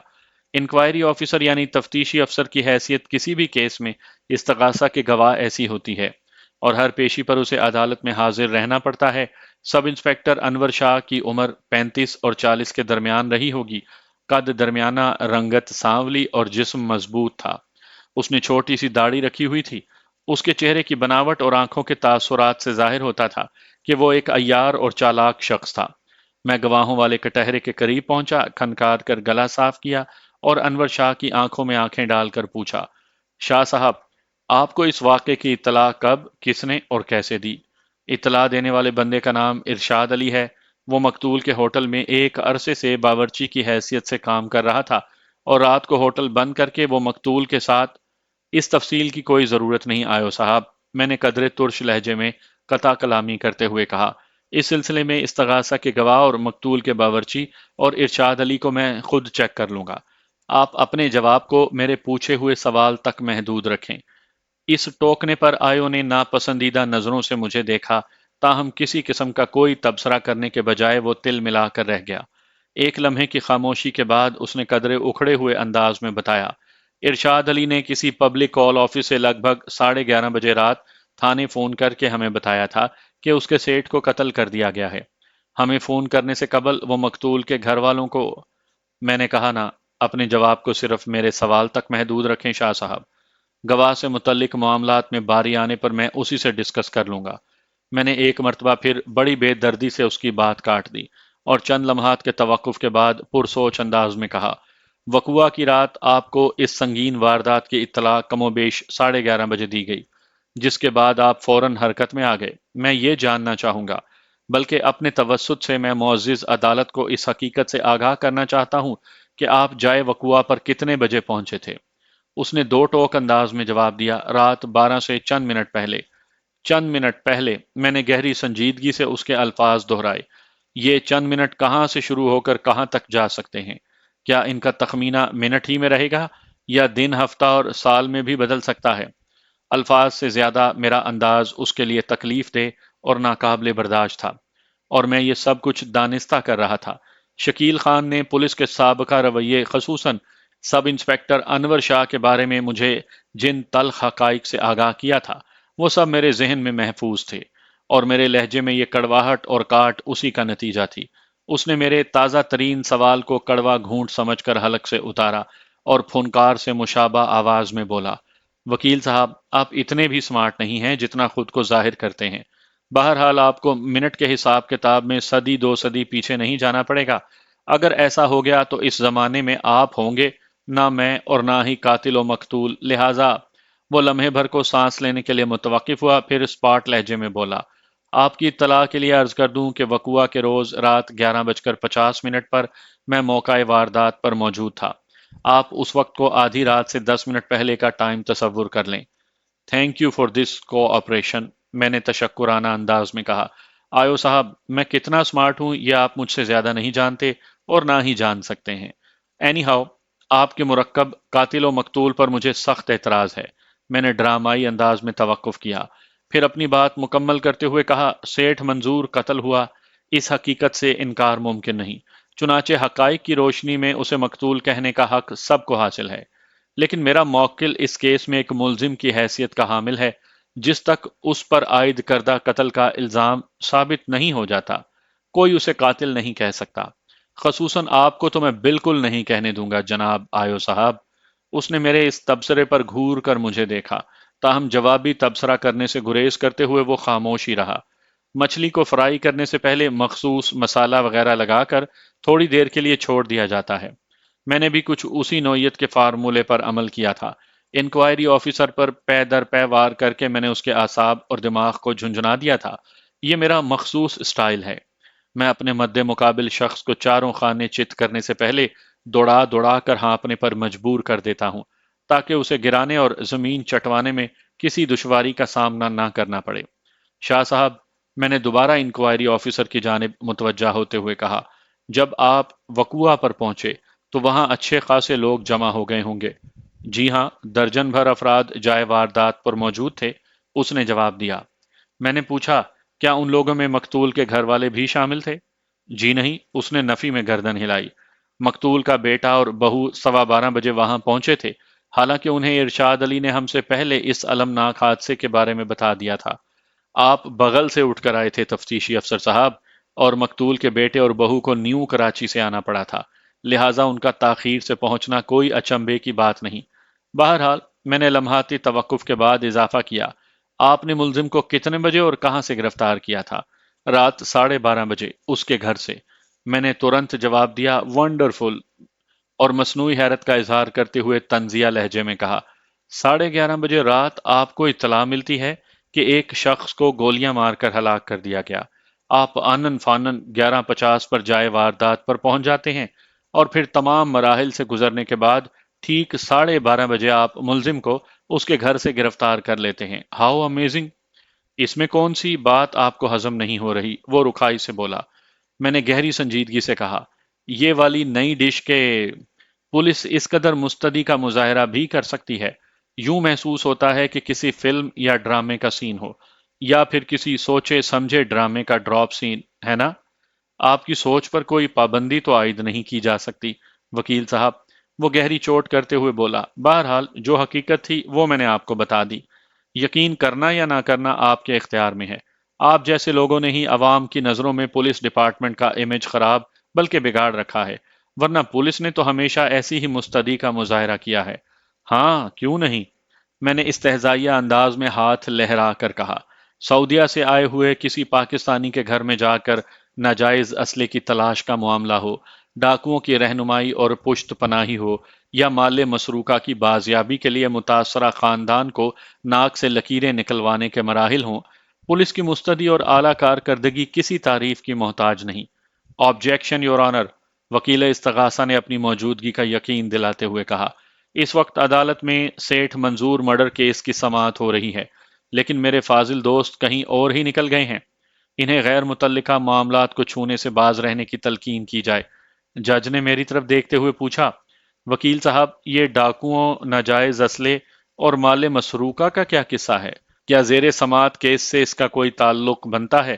میں نے استفساریہ نظر سے انکوائری آفیسر کو دیکھا اور کھنکار کر گلا صاف کرتے ہوئے کہا، یور آنر، جس طرح کسی انکوائری آفیسر کا کیس کے ساتھ گہرا تعلق ہوتا ہے، بالکل اسی طرح ان امور کا بھی زیر سماعت کیس سے تعلق بنتا ہے، بلکہ اس تعلق کا سبب انور شاہ آئیو ہی ہیں۔ لیکن میں نے ڈرامائی انداز میں توقف کیا، پھر اپنی بات کو پورا کیا۔ میں محسوس کر رہا ہوں کہ شاید یہ ذکر کچھ جلد کر دیا۔ بہرحال آئیو صاحب نے اس کیس کے آخر تک عدالت میں موجود رہنا ہے، لہٰذا گاہے بگاہے یہ سلسلہ بھی چلتا ہی رہے گا۔ جج نے دلچسپی بھری نظروں سے مجھے دیکھا اور معنی خیز انداز میں گردن ہلا کر رہ گیا۔ میں نے کن اکھیوں سے انکوائری آفیسر کا جائزہ لیا۔ وہ معاندانہ انداز میں مجھے ہی گھور رہا تھا۔ اس کے چہرے کے تاثرات دیکھ کر مجھے تسلی ہوئی کہ میں اس کی سوچ اور خیالات میں جو انتشار پیدا کرنا چاہتا تھا اس میں خاطر خواہ کامیاب ہو گیا تھا۔ آئیو صاحب، واردات کی اطلاع ملتے ہی آپ آندھی طوفان کی مانند 11:50 پر جائے وقوعہ پر پہنچ جاتے ہیں، اور پھر ٹھیک 12:30 بجے ملزم آپ کی گرفت میں آ جاتا ہے۔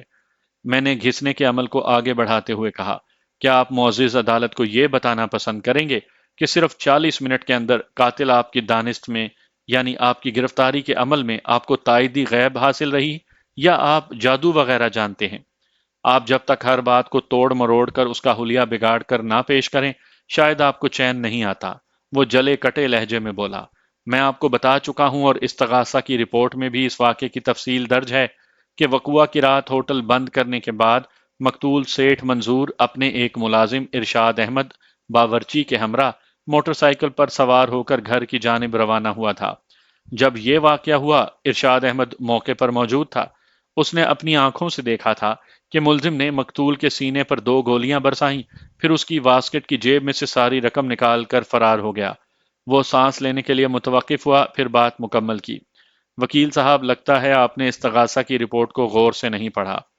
ہاں میں بھی کچھ ایسا ہی محسوس کر رہا ہوں، میں نے الجھن زدہ لہجے میں کہا۔ وہ غیر یقینی انداز میں مجھے دیکھنے لگا۔ شاید میری بات اس کے پلے نہیں پڑی تھی، تاہم وہ منہ سے کچھ نہ بولا۔ میں نے گمبھیر انداز میں استفسار کیا، آیو صاحب یہ سب تو ٹھیک ہے، لیکن کیا آپ کو یقین ہے کہ دوران واردات استغاثہ کے گواہ ارشاد علی نے اپنی آنکھوں سے ملزم کو مقتول پر فائرنگ کرتے اور اس کی واسکٹ کی جیب سے رقم نکالتے ہوئے دیکھا تھا؟ آپ نے چند لمحے پہلے کچھ اسی قسم کی بات کی ہے نا؟ उसके चेहरे और आंखों में उलझन का जाल सा फैल गया। ताहम जल्द ही उसने खुद को संभाल लिया और ठहरे हुए लहजे में बोला, बेशक उसने ये सब कुछ अपनी आंखों से देखा था, लेकिन रिपोर्ट में इस अमर की वजाहत भी मौजूद है कि वारदात के वक्त मुलजिम ने अपने चेहरे को ढाटे के पीछे छुपा रखा था। गवाह ने मुलजिम के कद काठ और जिसामत से उसे पहचान लिया था। बस इतनी सी तो बात है। ये इतनी सी बात नहीं है शाह जी, मैंने एक एक लफ्ज पर जोर देते हुए कहा। शायद आपको एहसास नहीं कि आप कितना बड़ा दावा कर रहे हैं। दावा? उसने आंखें सुकेड़ कर मुझे देखा। मैंने ऐसा क्या कह दिया है वकील साहब? आपके कहने का मतलब ये निकलता है आयो साहब, मैंने सनसनाते हुए लहजे में कहा, कि पूरे शहर में मुलजिम की जिसामत और कद काठ का सिर्फ एक ही शख्स मौजूद है, यानी खुद मुलजिम। जब ही गवाह इरशाद अली ने उसे देखते ही पहचान लिया, और ये बड़ा ही खतरनाक और गैर जिम्मेदाराना दावा है। मेरे कहने का ये मतलब नहीं था जनाब, वो जुज़बुज़ होते हुए बोला।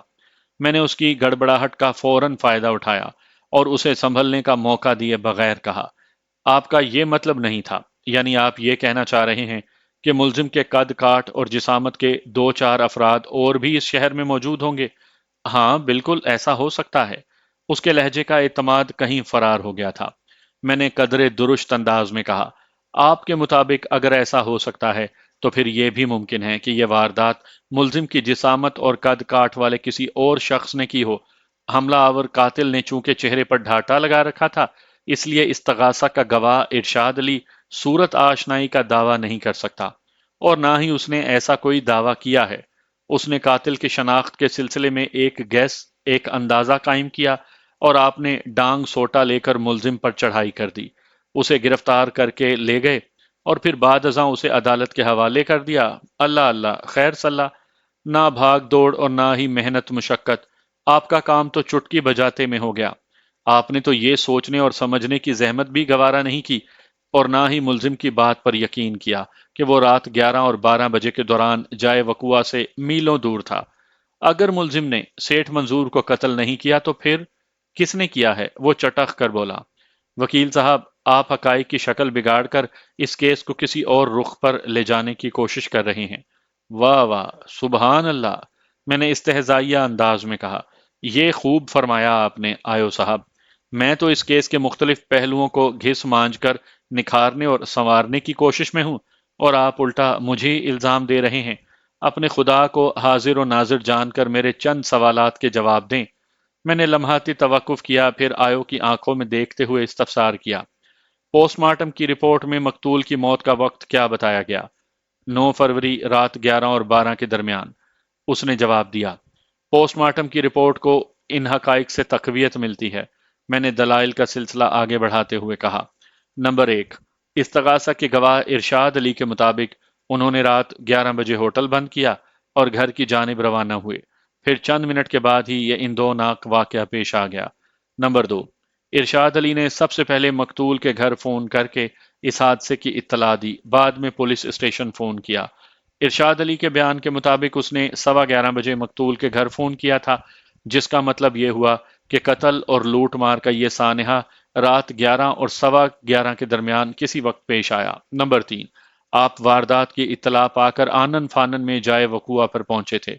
आपके बयान के मुताबिक रात 11:50 पर, और उस वक्त तक सेठ मंजूर इस दुनिया को खैरबाद कहकर किसी और दुनिया का बासी बन चुका था। हर जाविये से यही झलकता है कि मकतूल की मौत रात 11 और 12 बजे के दरमियान वाकया हुई, और कत्ल और लूट मार वाला वाकया भी इसी अरसे के दौरान पेश आया। लेकिन जब आप मुबैना कातिल को गिरफ्तार करने उसके घर पहुंचते हैं, तो मुलजिम और उसके घर वाले आपको चंद हकाइक से आगाह करते हैं, मगर आप उनकी एक नहीं सुन कर देते। क्यों? आखिर क्यों? मैंने अपनी जिरा को सवालिया मोड़ पर ब्रेक लगाए, तो जज ने गहरी दिलचस्पी जाहिर करते हुए मुझसे पूछा, वकील साहब, आप किन हकाइक की बात कर रहे हैं? जनाब, ये हकाइक के, मैंने रुए सुख्न जज की जानिब मोड़ा। मुलजिम के भाई शकील खान ने आयो साहब को बताया था कि मुलजिम 10-15 मिनट पहले, यानी करीबन 12:15 बजे घर आया था। वो रात के इब्तदाई हिस्से ही में अपने दोस्त नदीम के हमरा उसके घर चला गया था, जो पापोश से थोड़े ही फासले पर बोर्ड ऑफिस के इलाके में रहता था। सरे शाम मकतूल के साथ उसके होटल में होने वाली बदमजगी ने दोनों दोस्तों का मूड खराब और तबीयत मुकद्दर कर दी थी। होटल से निकलने के बाद मुलजिम नदीम के साथ अपने घर पहुंचा, پھر بڑے بھائی کو بتایا کہ وہ بورڈ آفس کی طرف جا رہا ہے اور واپسی میں دیر بھی ہو سکتی ہے، آپ لوگ پریشان نہ ہوئیے گا، ندیم مجھے اپنی بائک پر چھوڑ جائے گا۔ میں نے لمحاتی توقف کیا، پھر اپنی بات مکمل کرتے ہوئے کہا، یور آنر، پھر ایسا ہی ہوا۔ ندیم نے ملزم کو اپنی بائک پر بٹھا کر اس کے گھر چھوڑا اور واپس چلا گیا۔ 10-15 منٹ کے بعد پولیس آ دھمکی اور انہوں نے میرے موکل کو سیٹھ منظور کے قتل کے الزام میں اریسٹ کر لیا۔ دس از دا فل سٹوری یور آنر۔ میں نے بات ختم کر کے دونوں ہاتھوں کو کچھ ایسے انداز میں حرکت دی جیسے کسی کام کی تکمیل پر دونوں ہاتھ جھاڑ کر اپنی کامیابی کا اعلان کر رہا ہوں۔ جج نے اینک کے اوپر سے تفتیشی افسر کی طرف دیکھا اور استفسار کیا، سب انسپکٹر صاحب، کیا ملزم کے بھائی نے واقعی ایسی کوئی وضاحت کی تھی؟ ایسا ہوا تھا جناب، وہ جز بز ہوتے ہوئے بولا، لیکن ظاہر ہے میں اس کی بات پر یقین کیسے کر سکتا تھا؟ وہ اپنے چھوٹے بھائی کو بچانے کے لیے کوئی بھی سچی جھوٹی کہانی گھڑ کر سنا سکتا تھا۔ ہمیں اپنے انداز میں تفتیش کرنا پڑتی ہے، اگر ہم مجرموں اور ان کے لواحقین کی وضاحتوں پر آنکھیں بند کر کے اعتبار کرنے لگیں تو پھر ہو گیا کام۔ آیو نے بات ختم کر کے نفرت انگیز نظروں سے مجھے دیکھا۔ میں نے بھی اس معاندانہ نظر کا حساب فوراً چکتا کر دیا۔ میں نے اس کی آنکھوں میں آنکھیں ڈال کر سنسنی خیز لہجے میں دریافت کیا، شاہ جی، مجھے پتا چلا ہے وقوع کی رات آپ نے ملزم کے بھائی کی کسی بھی وضاحت کو اس لیے لائق توجہ نہیں جانا تھا کہ اس طرح آپ اس سے انتقام لینا چاہتے تھے۔ ماضی میں ماضی قریب میں شکیل خان نے آپ کو پورے 5,000 روپے کا نقصان پہنچایا تھا۔ آپ نے سوچا موقع اچھا ہے، شکیل خان نہ صحیح اس کے چھوٹے بھائی خلیل خان کو اگر سیٹھ منظور کے قتل میں پھانس لیا جائے تو اس سے بہتر اور کوئی انتقام ہو ہی نہیں سکتا، ہے نا؟ یہ کیا آپ اوٹ پٹانگ پھینک رہے ہیں؟ آیو نے سلگتے ہوئے لہجے میں مجھ سے پوچھا۔ میں بھلا ملزم کے بھائی سے کس بات کا انتقام لوں گا؟ اور یہ 5,000 روپے کا کیا قصہ ہے؟ مائی ڈیئر آیو صاحب، میں نے الفاظ کو زہریلے پیرہن میں چھپاتے ہوئے کہا، آپ کو اچھی طرح یاد ہوگا ماضی قریب میں آپ ناجائز اسلحے کی تلاش کے سلسلے میں ملزم کے گھر گئے تھے اور ملزم کے بڑے بھائی شکیل خان سے آپ نے مطالبہ کیا تھا کہ اگر وہ 5,000 روپے بطور نذرانہ آپ کی خدمت عالیہ میں پیش کر دے تو آپ اس معاملے کو رفع دفع کر دیں گے، لیکن شکیل خان نے رشوت کے 5,000 روپے دینے کے بجائے مذکورہ گن ہی بطور تحفہ آپ کی خدمت میں پیش کر دی، جو بعد ازاں ایک کھلونا گن ثابت ہوئی اور آپ پاؤں پٹک کر ملزم کے گھر سے واپس آ گئے۔ اسی رات ملزم کے گھر میں ڈکیتی ہوئی اور میں نے دانستہ جملہ ادھورا چھوڑا اور تیز نظر سے آیو کو گھورنے لگا۔ مجھے سخت اعتراض ہے جناب اعلیٰ، وکیل استغاثہ نے احتجاجی لہجے میں کہا۔ وکیل صفائی ایک مرتبہ پھر پٹری سے اتر گئے ہیں۔ اس وقت عدالت میں سیٹھ منظور مرڈر کیس زیر سماعت ہے اور موصوف غیر متعلق کہانیوں میں الجھ کر معزز عدالت کا قیمتی وقت برباد کر رہے ہیں۔ انہیں اس نوعیت کے ہتھ کنڈوں سے فوری طور پر روکا جائے۔ میں اپنے مخصوص انداز میں گاہے بگاہے ماضی قریب میں آنے والے واقعے کا ذکر کر کے جج کی دلچسپی کو ہوا دینے کی کوشش میں کامیاب ہو چکا تھا۔ کچھ بھی تھا، لیکن یہ واقعہ مضحکہ خیز ہونے کے علاوہ بے حد تفریح اور دلچسپی کا حامل بھی تھا۔ جج نے حسب توقع مجھ سے مخاطب ہوتے ہوئے کہا، بیگ صاحب، آپ قسطوں والی پالیسی کو ترک کر کے یکمشت یہ واقعہ بیان کر دیں تاکہ زیر سماعت کیس کی کاروائی بار بار ڈسٹرب نہ ہو۔ میں نے کھنکار کر گلا صاف کیا، اسبات میں سر ہلایا اور وکیل استغاثہ اور آیو پر ایک اچٹتی نظر ڈالنے کے بعد روئے سخن جج کی جانب موڑا، پھر نہایت ہی مختصر مگر جامعہ الفاظ میں شکیل خان کی فیملی کو پیش آنے والے ڈکیتی کے مضحکہ خیز اور افسوسناک واقعے کی رودات سنا دی۔ میں نے اس داستان عجیب و غریب کا اختتام بڑے واضح اور جذباتی انداز میں کیا۔ یور آنر، ماضی قریب میں پیش آنے والے اس اندوناک واقعے کی روشنی میں ملزم کے بڑے بھائی شکیل خان کا یہ خیال تھا کہ پولیس نے اپنی انسلٹ کا بدلہ لینے کے لیے اس کے چھوٹے بھائی کو منظور مرڈر کیس میں پھانسنے کی کوشش کی ہے۔ میں نے سانس لینے کے لیے توقف کیا، پھر اضافہ کیا، شکیل خان کا خیال غلط ہے یا درست، مجھے اس سے کوئی غرض نہیں، اور میں وکیل استغاثہ کے اس اعتراض سے بھی متفق ہوں کہ یہ سراسر غیر متعلق واقعہ ہے۔ میں معزز عدالت کو یقین دلاتا ہوں کہ اپنے موکل کی بریت کے لیے میں اس واقعے کا قطعاً سہارا نہیں لوں گا۔ کیس کے حوالے سے میری تیاری اور ہوم ورک اتنا مضبوط ہے کہ میں ملزم کو اس کیس سے ایسے نکال لوں گا جیسے مکھن سے بال نکالا جاتا ہے، مگر ماضی قریب کے اس شرمناک واقعے کا سب سے زیادہ تکلیف دہ پہلو میں معزز عدالت کے سامنے ضرور لاؤں گا۔ میں نے تھوڑا توقف کر کے حاضرین عدالت، وکیل استغاثہ، انکوائری آفیسر اور جج کی سمت دیکھا۔ میں نے کچھ بھی نہ کہا اور سب کچھ کہہ بھی گیا۔ اس کے حامل بیان دے کر وہاں موجود ہر ذی روح کو متاثر اور مسحور بلکہ ورطۂ حیرت میں ڈال دیا تھا۔ سب کی نگاہیں مجھ پر جمی تھی کہ میں آگے کیا بولوں گا۔ میں نے ٹھہرے ہوئے لہجے میں کہا، جناب اعلیٰ، میرا مخاطب کرسی انصاف پر براجمان جج تھا۔ مضحکہ خیز اور سازش بھری ڈکیتی میں جہاں ڈاکو گھر کا دیگر قیمتی سامان سمیٹ کر لے گئے، وہیں ایک طلائی جڑاؤ کنگن بھی جاتا رہا۔ مذکورہ کنگن ملزم کی والدہ ماجدہ بیگم گل جان کا تھا، جو اس کے شوہر نے منہ دکھائی میں اسے دیا تھا۔ بوڑھی گل جان سال ہر سال سے اس کنگن کو سنبھالے بلکہ سینے سے لگائے بیٹھی تھی۔ خاص طور پر شوہر جمیل خان کی وفات کے بعد تو وہ کنگن گل جان کی زندگی میں اور بھی زیادہ اہمیت اختیار کر گیا تھا۔ معزز عدالت اس بات کا بخوبی اندازہ اور احساس کر سکتی ہے کہ ڈاکوؤں کی ضلالت بھری حرکت سے اس ضعیف خاتون کے دل و دماغ کو کتنی ٹھیس پہنچی ہوگی، جبکہ وہ سانس کی مریضہ بھی ہے۔ لیکن میں نے جملہ ادھورا چھوڑ کر آیو کی طرف دیکھا، پھر نفرت بھرے لہجے میں کہا، ظالم اور سفاک لوگوں کی نظر میں انسانی جذبات اور احساس کی کوئی قدر و قیمت نہیں ہوتی۔ ان کی نظر صرف اپنے مفاد پر ہوتی ہے، اور یہ مفاد حاصل کرنے کے لیے وہ انسان کے خون میں ہاتھ رنگنے سے بھی باز نہیں آتے، اور نہ ہی مردوں کے کفن چرانے سے۔ میں خاموش ہوا تو جج گردن جھکا کر اپنے سامنے میز پر پھیلے ہوئے کاغذات پر کچھ نوٹ کرنے لگا، پھر میری جانب دیکھتے ہوئے گمبھیر لہجے میں بولا، بیگ صاحب، یہ واقعہ واقعی بڑا افسوسناک اور قابل مذمت ہے، لیکن استغاثہ کے مطالبے کو دیکھتے ہوئے اور جیسا کہ آپ نے بھی تھوڑی دیر پہلے بتایا ہے کہ آپ زیر سماعت کیس پر اس واقعے کی پرچھائی نہیں پڑنے دیں گے، لہٰذا عدالت آپ سے کہتی ہے کہ آپ اپنے ان پوائنٹس کی طرف آ جائیں جن کی بنا پر آپ اپنے موکل کو باعزت بری کروانے کا ارادہ رکھتے ہیں۔ اوکے یور آنر، میں نے سر تسلیم خم کرتے ہوئے کہا، پھر وٹنس باکس میں کھڑے انکوائری آفیسر کی طرف متوجہ ہو گیا۔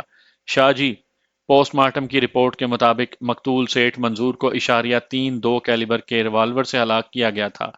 اس پر 2 گولیاں چلائی گئیں، جن میں سے ایک اس کی گردن میں اور دوسری دل میں پیوست ہوئی، چنانچہ اس کی فوری موت واقع ہوئی۔ آپ نے بڑی مستعدی دکھائی اور آنن فانن میں مبینہ قاتل کو گرفتار کر لیا، لیکن ابھی تک آلہ قتل کی کہیں ایک جھلک دیکھنے کو بھی نہیں ملی۔ قاتل قابو میں ہو تو آلہ قتل برآمد کروانا کون سا مشکل ہوتا ہے، مگر آپ نے اس سلسلے میں کوئی کارکردگی نہیں دکھائی، کیوں؟ وہ تھوک نگلتے ہوئے بولا، ہم نے ملزم کی گرفتاری کے بعد اس کے گھر کی مکمل تلاشی لی تھی، لیکن آلہ قتل ہمارے ہاتھ نہیں لگا۔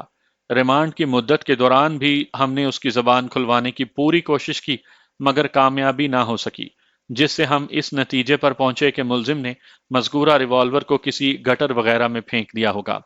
ایک تو آپ کسی نتیجے پر فوراً پہنچ جاتے ہیں شاہ صاحب، میں نے طنزیہ لہجے میں کہا۔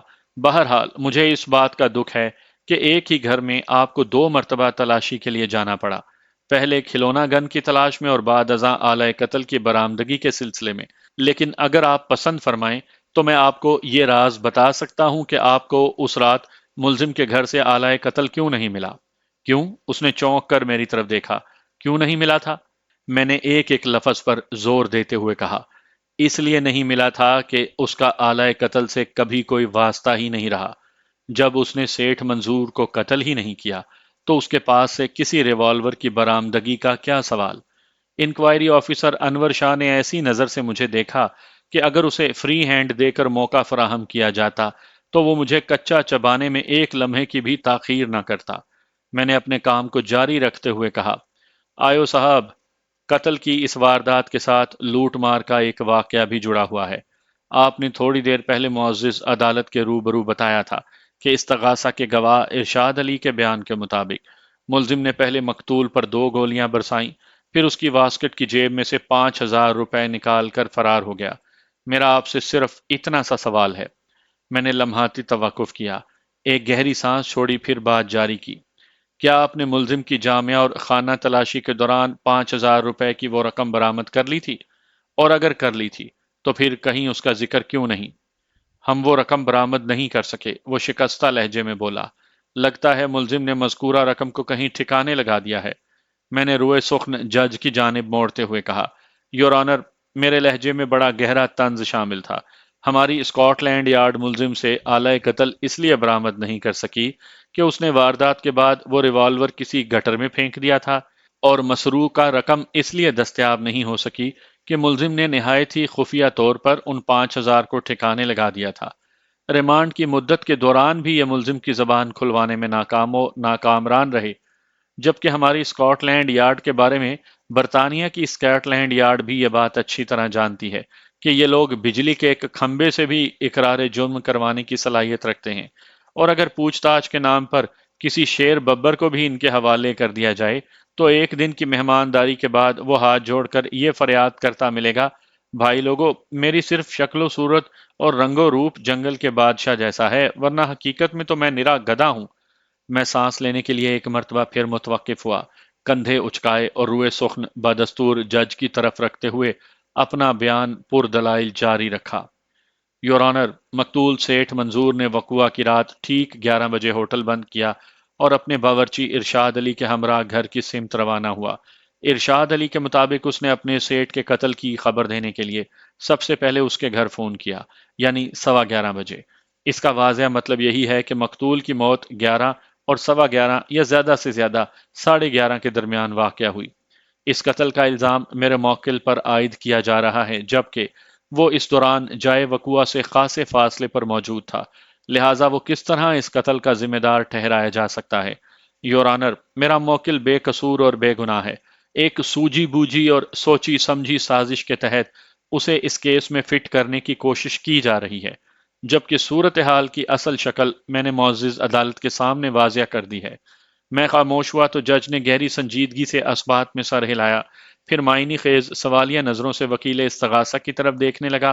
وکیل استغاثہ نے مجھ سے مخاطب ہوتے ہوئے کہا: میرے فاضل دوست، آپ نے بہت بڑھ چڑھ کر یہ دعویٰ کیا ہے کہ واردات اور مقتول کی موت کے ممکنہ اور مبینہ وقت کے دوران ملزم جائے وقوعہ سے خاصے فاصلے پر موجود تھا۔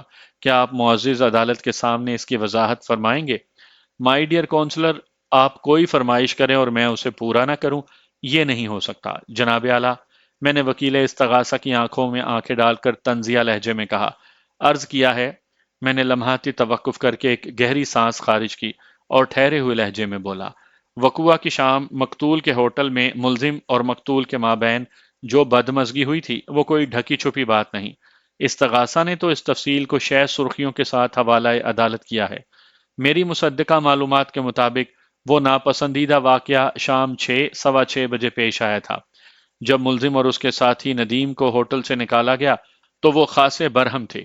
ندیم نے ملزم کو مشورہ دیا کہ وہ اس کے گھر چلے، اس طرح تھوڑی آؤٹنگ سے اس کا موڈ ٹھیک ہو جائے گا۔ ندیم اور ملزم سیدھے چاندنی چوک ملزم کے گھر پہنچے۔ ملزم نے اپنے گھر والوں کو بتایا کہ وہ ندیم کے ساتھ اس کے گھر جا رہا ہے اور واپسی میں دیر بھی ہو سکتی ہے، لہٰذا وہ اس کے لیے پریشان نہ ہو۔ میں نے ایک مرتبہ پھر توقف کیا، حاضرین عدالت پر ایک طائرانہ نگاہ ڈالی، پھر اپنی بات کو آگے بڑھاتے ہوئے کہا: ملزم اور اس کا دوست ندیم لگ بھگ 7 بجے چاندنی چوک سے بورڈ آفس کی جانب روانہ ہوئے، اور پھر رات 12 بجے ندیم اپنی موٹر سائیکل پر ملزم کو اس کے گھر چھوڑنے کے لیے روانہ ہوا۔ ٹھیک 12:15 بجے ملزم اپنے گھر کے اندر موجود تھا، اور 12:30 بجے اسے پولیس نے سیٹھ منظور کے قتل کے الزام میں گرفتار کر لیا۔ اس سے بڑی اندھیر نگری اور کیا ہوگی جناب اعلیٰ؟ میں نے آخری سوالیہ جملہ جج کی جانب دیکھتے ہوئے ادا کیا تھا، لیکن قبل اس کے کہ جج اپنی زبان کو کسی قسم کی حرکت دیتا، وکیل استغاثہ نے مجھ سے پوچھا: یہ اوقات کی جمع تفریق تو وہ ہے جو آپ کے موکل نے آپ کو بتائی ہوگی۔ وہ خود کو بچانے کے لیے غلط بیانی سے بھی تو کام لے سکتا ہے۔ ممکن ہے وہ ندیم کے گھر سے 11 بجے نکل آیا ہو۔ اس امر کی گواہی کے لیے ندیم کو عدالت میں بلایا جا سکتا ہے، میں نے مشورہ دینے والے انداز میں کہا۔ کوئی فائدہ نہیں ہوگا، اس نے نفی میں گردن ہلائی۔ ندیم ملزم کا گہرا دوست ہے، وہ اسے محفوظ کرنے کے لیے جھوٹی سچی جیسی بھی گواہی دینے کو تیار ہو جائے گا۔ میں آپ کی بات سے اتفاق کرتا ہوں میرے فاضل دوست، میں نے گہری سنجیدگی سے کہا۔ انسان کی نفسیات کے ایک پہلو کی رو سے ملزم خود کو بچانے اور اس کا دوست ملزم کو محفوظ رکھنے کے لیے دروغ گوئی سے کام لے سکتے ہیں، لیکن شاید آپ ندیم کے والد صاحب کو نہیں جانتے۔ میں نے یہ سوال اتنا اچانک اور سادگی سے کیا تھا کہ وکیل استغاثہ بوکھلا کر رہ گیا۔ پھر ہڑبڑائے ہوئے لہجے میں اس نے پوچھا: ندیم کے والد، ان کو کیا ہوا ہے؟ انہیں کچھ بھی نہیں ہوا وکیل صاحب، میں نے اس کی بوکھلاہٹ سے محظوظ ہوتے ہوئے کہا۔ ندیم کے والد صاحب کا نام قاضی تمیز الدین ہے۔ قاضی تمیز الدین؟ اس نے زیر لب دہرایا، پھر پوچھا کیا یہ وہی صاحب ہیں جن کے نام پر ادھر ایک روڈ بھی ہے، پی آئی ڈی سی کے پاس، قاضی تمیز الدین روڈ؟ آپ بہت پیچھے چلے گئے ہیں جناب، میں نے طنزیہ لہجے میں کہا۔ وہ مولوی تمیز الدین صاحب تھے، مگر میں قاضی تمیز الدین کی بات کر رہا ہوں۔ اتنا تو آپ کو معلوم ہونا ہی چاہیے کہ عمارتیں، سڑکیں اور پارکس وغیرہ عموماً ان لوگوں کے ناموں سے موسوم کیے جاتے ہیں جو ہم سے رخصت ہو جاتے ہیں، تاکہ ان کی یاد اور یادگار زندہ رہے۔ اور پھر آپ نے تو اپنی وکالت ہی کو میری نظر میں مشکوک بنا دیا ہے کہ آپ کو معروف شخصیت مولوی تمیز الدین اور قاضی تمیز الدین کیس سے کوئی آگاہی نہیں۔ وہ خجل سا ہو کر ادھر ادھر دیکھنے لگا۔ میں نے چڑھائی جاری رکھتے ہوئے کہا، میرے فاضل دوست ندیم کے والد صاحب کا نام قاضی تمیز الدین ہے اور وہ صف اول کے مفتی شمار ہوتے ہیں۔ لوگ پیچیدہ اور الجھے ہوئے معاملات کے لیے ان کے پاس فتویٰ لینے آتے ہیں۔ وہ ادھر نارتھ کراچی کی مسجد میں روزانہ 5 بجے سے لے کر رات 9:30 بجے تک موجود ہوتے ہیں اور 10 بجے تک واپس اپنے گھر آ جاتے ہیں۔ میں تھوڑی دیر کے لیے متوقف ہوا، پھر اضافہ کرتے ہوئے کہا، وقوعہ کی رات بھی وہ ٹھیک 10 بجے گھر پہنچ گئے تھے۔ اس وقت ندیم اور ملزم گھر کے اندر موجود تھے۔ قاضی تمیز الدین اس حقیقت کے شاہد ہیں کہ دونوں لڑکے رات 12 بجے ہی موٹر سائیکل پر سوار ہو کر وہاں سے روانہ ہوئے تھے۔ اب آپ یہ اعتراض نہ جڑ دیجیے گا کہ قاضی تمیز الدین بھی جھوٹ بول رہے ہیں۔ وکیل استغاثہ کے غبارے کی ہوا نکل چکی تھی، لہٰذا وہ کوئی بھی معترض پوائنٹ نہ اٹھا سکا۔ جج نے مجھ سے مخاطب ہوتے ہوئے پوچھا، بیگ صاحب کیا آپ قاضی تمیز الدین صاحب کو اس امر کی گواہی کے لیے عدالت میں پیش کر سکتے ہیں کہ وقوعہ کی رات ملزم 10 اور 12 بجے کے درمیان ان کے گھر میں موجود تھا؟ بالکل، کیوں نہیں جناب، میں نے سر تسلیم خم کرتے ہوئے کہا۔ سیٹھ منظور کے سوا میں ہر اس شخص کو عدالت میں پیش کر سکتا ہوں جس کی شہادت سے میرا موکل باعزت بری ہو جائے۔ جج نے نگاہ اٹھا کر دیوار گیر کلاک کی طرف دیکھا۔ عدالت کا مخصوص وقت ختم ہونے میں 2-4 منٹ ہی باقی تھے۔ سارا وقت آیو پر ہونے والی جرا کھا گئی۔ استغاثہ کے کسی گواہ کو کٹہرے میں آنے کا موقع ہی نہ مل سکا، لیکن میں آج کی کارروائی سے بے حد مطمئن تھا۔ میں نے اپنے دلائل کی مدد سے استغاثہ کی بنیاد ہلا کر کیس کو ایک خاص ڈگر پر ڈال دیا تھا، وہ ڈگر جو سیدھی میری کامیابی اور میرے موکل کی بریت کی طرف جاتی تھی۔ مجھے اس بات کی قطعاً کوئی پرواہ نہیں تھی کہ استغاثہ کے گواہ یا وکیل استغاثہ آگے چل کر کیا زور ماریں گے۔ میں نے اپنا کام تسلی بخش انداز میں کر دیا تھا اور مجھے پوری امید بھی تھی کہ قاضی تمیز الدین کی معتبر گواہی کے بعد عدالت میرے موکل اور اس کیس کے ملزم خلیل خان کو باعزت بری کر دے گی۔ جج نے 15 روز بعد کی تاریخ دے کر عدالت برخاست کر دی۔ ہم عدالت کے کمرے سے باہر آئے تو میرے ساتھ چلتے ہوئے شکیل خان نے متحیر لہجے میں کہا، بیگ صاحب مجھے تو بالکل یقین نہیں آ رہا۔ کس بات کا شکیل صاحب؟ میں نے سرسری لہجے میں پوچھا۔ وہ ممنونیت کے جذبات میں ڈوبی ہوئی آواز میں بولا، آج اس کیس کی پہلی باقاعدہ پیشی تھی اور آپ نے تو پانسا پلٹ کر رکھ دیا۔ اگر آپ کو یہ پلٹا ہوا پانسا اچھا نہیں لگ رہا تو اسے الٹ دیتے ہیں۔ میں نے گہری سنجیدگی سے مذاق کیا۔ میں تو آپ کا وکیل ہوں، جو حکم ہو۔ میرا یہ مطلب نہیں تھا بیگ صاحب، وہ اضطراری لہجے میں بولا۔ میں نے استفسار کیا، پھر کیا مطلب تھا آپ کا؟ وہ وضاحت کرتے ہوئے بولا، دراصل میں نے تو سن رکھا ہے کہ وکیل حضرات مختلف ہیلوں بہانوں سے کیس کو لمبا کرتے رہتے ہیں تاکہ ان کی آمدنی کا در زیادہ عرصے کے لیے کھلا رہے، لیکن آپ تو ہر معاملے کی تلخیص کرنے پر تلے نظر آتے ہیں۔ مجھے لگ رہا ہے کہ قاضی تمیز الدین کی گواہی کے بعد تو عدالت خلیل خان کو بری کرنے پر مجبور ہو جائے گی۔ شکیل صاحب، میں نے ٹھہرے ہوئے لہجے میں کہا، آپ نے وکیلوں کے حوالے سے اپنی جس شنید کا تذکرہ کیا ہے وہ سب پر فٹ نہیں بیٹھتی، لہٰذا اسے فارمولہ مت سمجھیں۔ اس بات سے انکار ممکن نہیں کہ ہماری برادری میں ایک طبقہ ایسا بھی ہے، یہ عموماً وہ وکیل ہوتے ہیں جو کسی نہ کسی زاویے سے نالائق ہوں، یا تو ان کی پریکٹس بڑی ماٹھی ہوتی ہے، وہ مہینوں کلائنٹ کی راہ تکتے ہیں، اور اگر ان کی خوش قسمتی اور کلائنٹ کی بد قسمتی سے کوئی ان کے چنگل میں آن پھنستا ہے تو پھر وہ اس کی جدائی کو برداشت نہیں کر پاتے۔ حالات و واقعات کسی بھی ڈگر پر جا رہے ہوں، وہ اپنے موکل کو فارغ کرنا پسند نہیں کرتے، بلکہ تاریک راہوں پر اپنے ساتھ ساتھ گھسیٹتے پھرتے ہیں۔ دوسری قسم وہ ہے۔ میں سانس لینے کے لیے تھما، پھر وضاحت کو آگے بڑھاتے ہوئے کہا، جو مخالف پارٹی سے مل جاتے ہیں ان سے بھاری بھاری رقمیں بٹورتے ہیں اور اپنے موکل کو ذلیل و خوار کرنے کے لیے تاریخوں پر تاریخیں لیتے رہتے ہیں۔ یا پھر ایک گروپ وہ بھی ہے جنہیں اپنی وکیلانہ صلاحیتوں پر بھروسہ نہیں ہوتا اور وہ اپنے ساتھ ساتھ اپنے موکل کی مٹی بھی خراب کرتے ہیں۔ اور جہاں تک قاضی تمیز الدین کا تعلق ہے، میں نے ایک مرتبہ پھر لمحاتی توقف کیا اور پھر اپنی بات مکمل کرتے ہوئے کہا، مجھے بھی یہی لگتا ہے شکیل صاحب کہ قاضی صاحب کی گواہی اس کیس کا فیصلہ تبدیل کر دے گی، اور وہ بھی ہمارے حق میں۔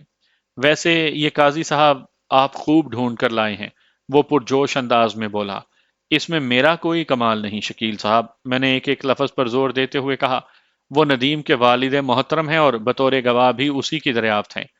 اس لڑکے نے بڑی محنت اور جاں فشانی سے اہم معلومات اکٹھی کر کے مجھے دی ہیں۔ یہ آپ کے بھائی کا سچا اور بے لوث دوست ہے۔ اللہ اس کی عمر دراز کرے، شکیل خان نے دعائیہ انداز میں کہا۔ آمین، میں نے بھی صدقے دل سے کہا۔ تھوڑی دیر کے بعد وہ مجھ سے رخصت ہو گیا۔ عدالت کی کارروائی اپنے مقررہ وقت پر شروع ہوئی۔ اس روز پہلا کیس ہمارا ہی تھا۔ اس سے پہلے کہ استغاثہ کی جانب سے کوئی گواہ کٹہرے میں پہنچتا، جج نے اپنے چشمے کے اوپر سے مجھے دیکھا اور استفسار کیا، بیگ صاحب، کیا صفائی کے گواہ قاضی تمیز الدین صاحب اس وقت عدالت میں موجود ہیں؟ جج کی حد سے بڑی ہوئی دلچسپی کو دیکھ کر اندازہ ہوتا تھا کہ اسے مجھ سے بھی زیادہ دلچسپی ہے۔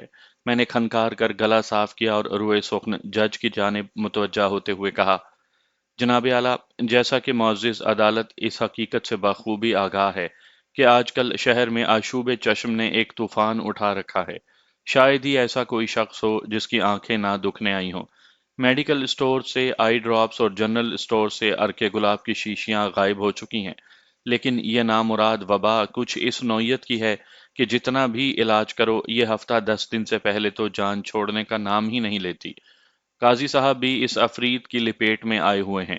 میں نے سانس ہموار کرنے کے لیے توقف کیا تو جج نے گہری سنجیدگی سے پوچھا، تو اس کا مطلب ہے کہ آج قاضی صاحب گواہی کے لیے حاضر عدالت نہیں ہو سکیں گے؟ ایسی بات نہیں ہے جناب اعلیٰ، وہ آئیں گے اور ضرور آئیں گے، مگر تھوڑی تاخیر ہو جائے گی۔ میں نے اپنے لہجے میں ڈرامائی رنگ بھرتے ہوئے کہا، آج ایک آئی اسپیشلسٹ سے صبح میں ان کا اپائنٹمنٹ تھا۔ انہوں نے وعدہ کیا ہے کہ ڈاکٹر سے فارغ ہوتے ہی وہ سیدھے عدالت میں آئیں گے۔ ان کی آمد 11 ساڑھے 11 بجے تک متوقع ہے۔ جج نے وکیل استغاثہ کی طرف دیکھتے ہوئے کہا، وکیل صاحب، صفائی کے گواہ کی آمد میں ابھی کم از کم 2 گھنٹے باقی ہیں۔ جب تک آپ اپنے کسی گواہ کو بھگتا لیں تاکہ عدالتی کارروائی کا تسلسل برقرار اور جاری رہ سکے۔ وکیل استغاثہ نے سر کو اثباتی جنبش دی اور اپنے ایک گواہ کو پیش کر دیا۔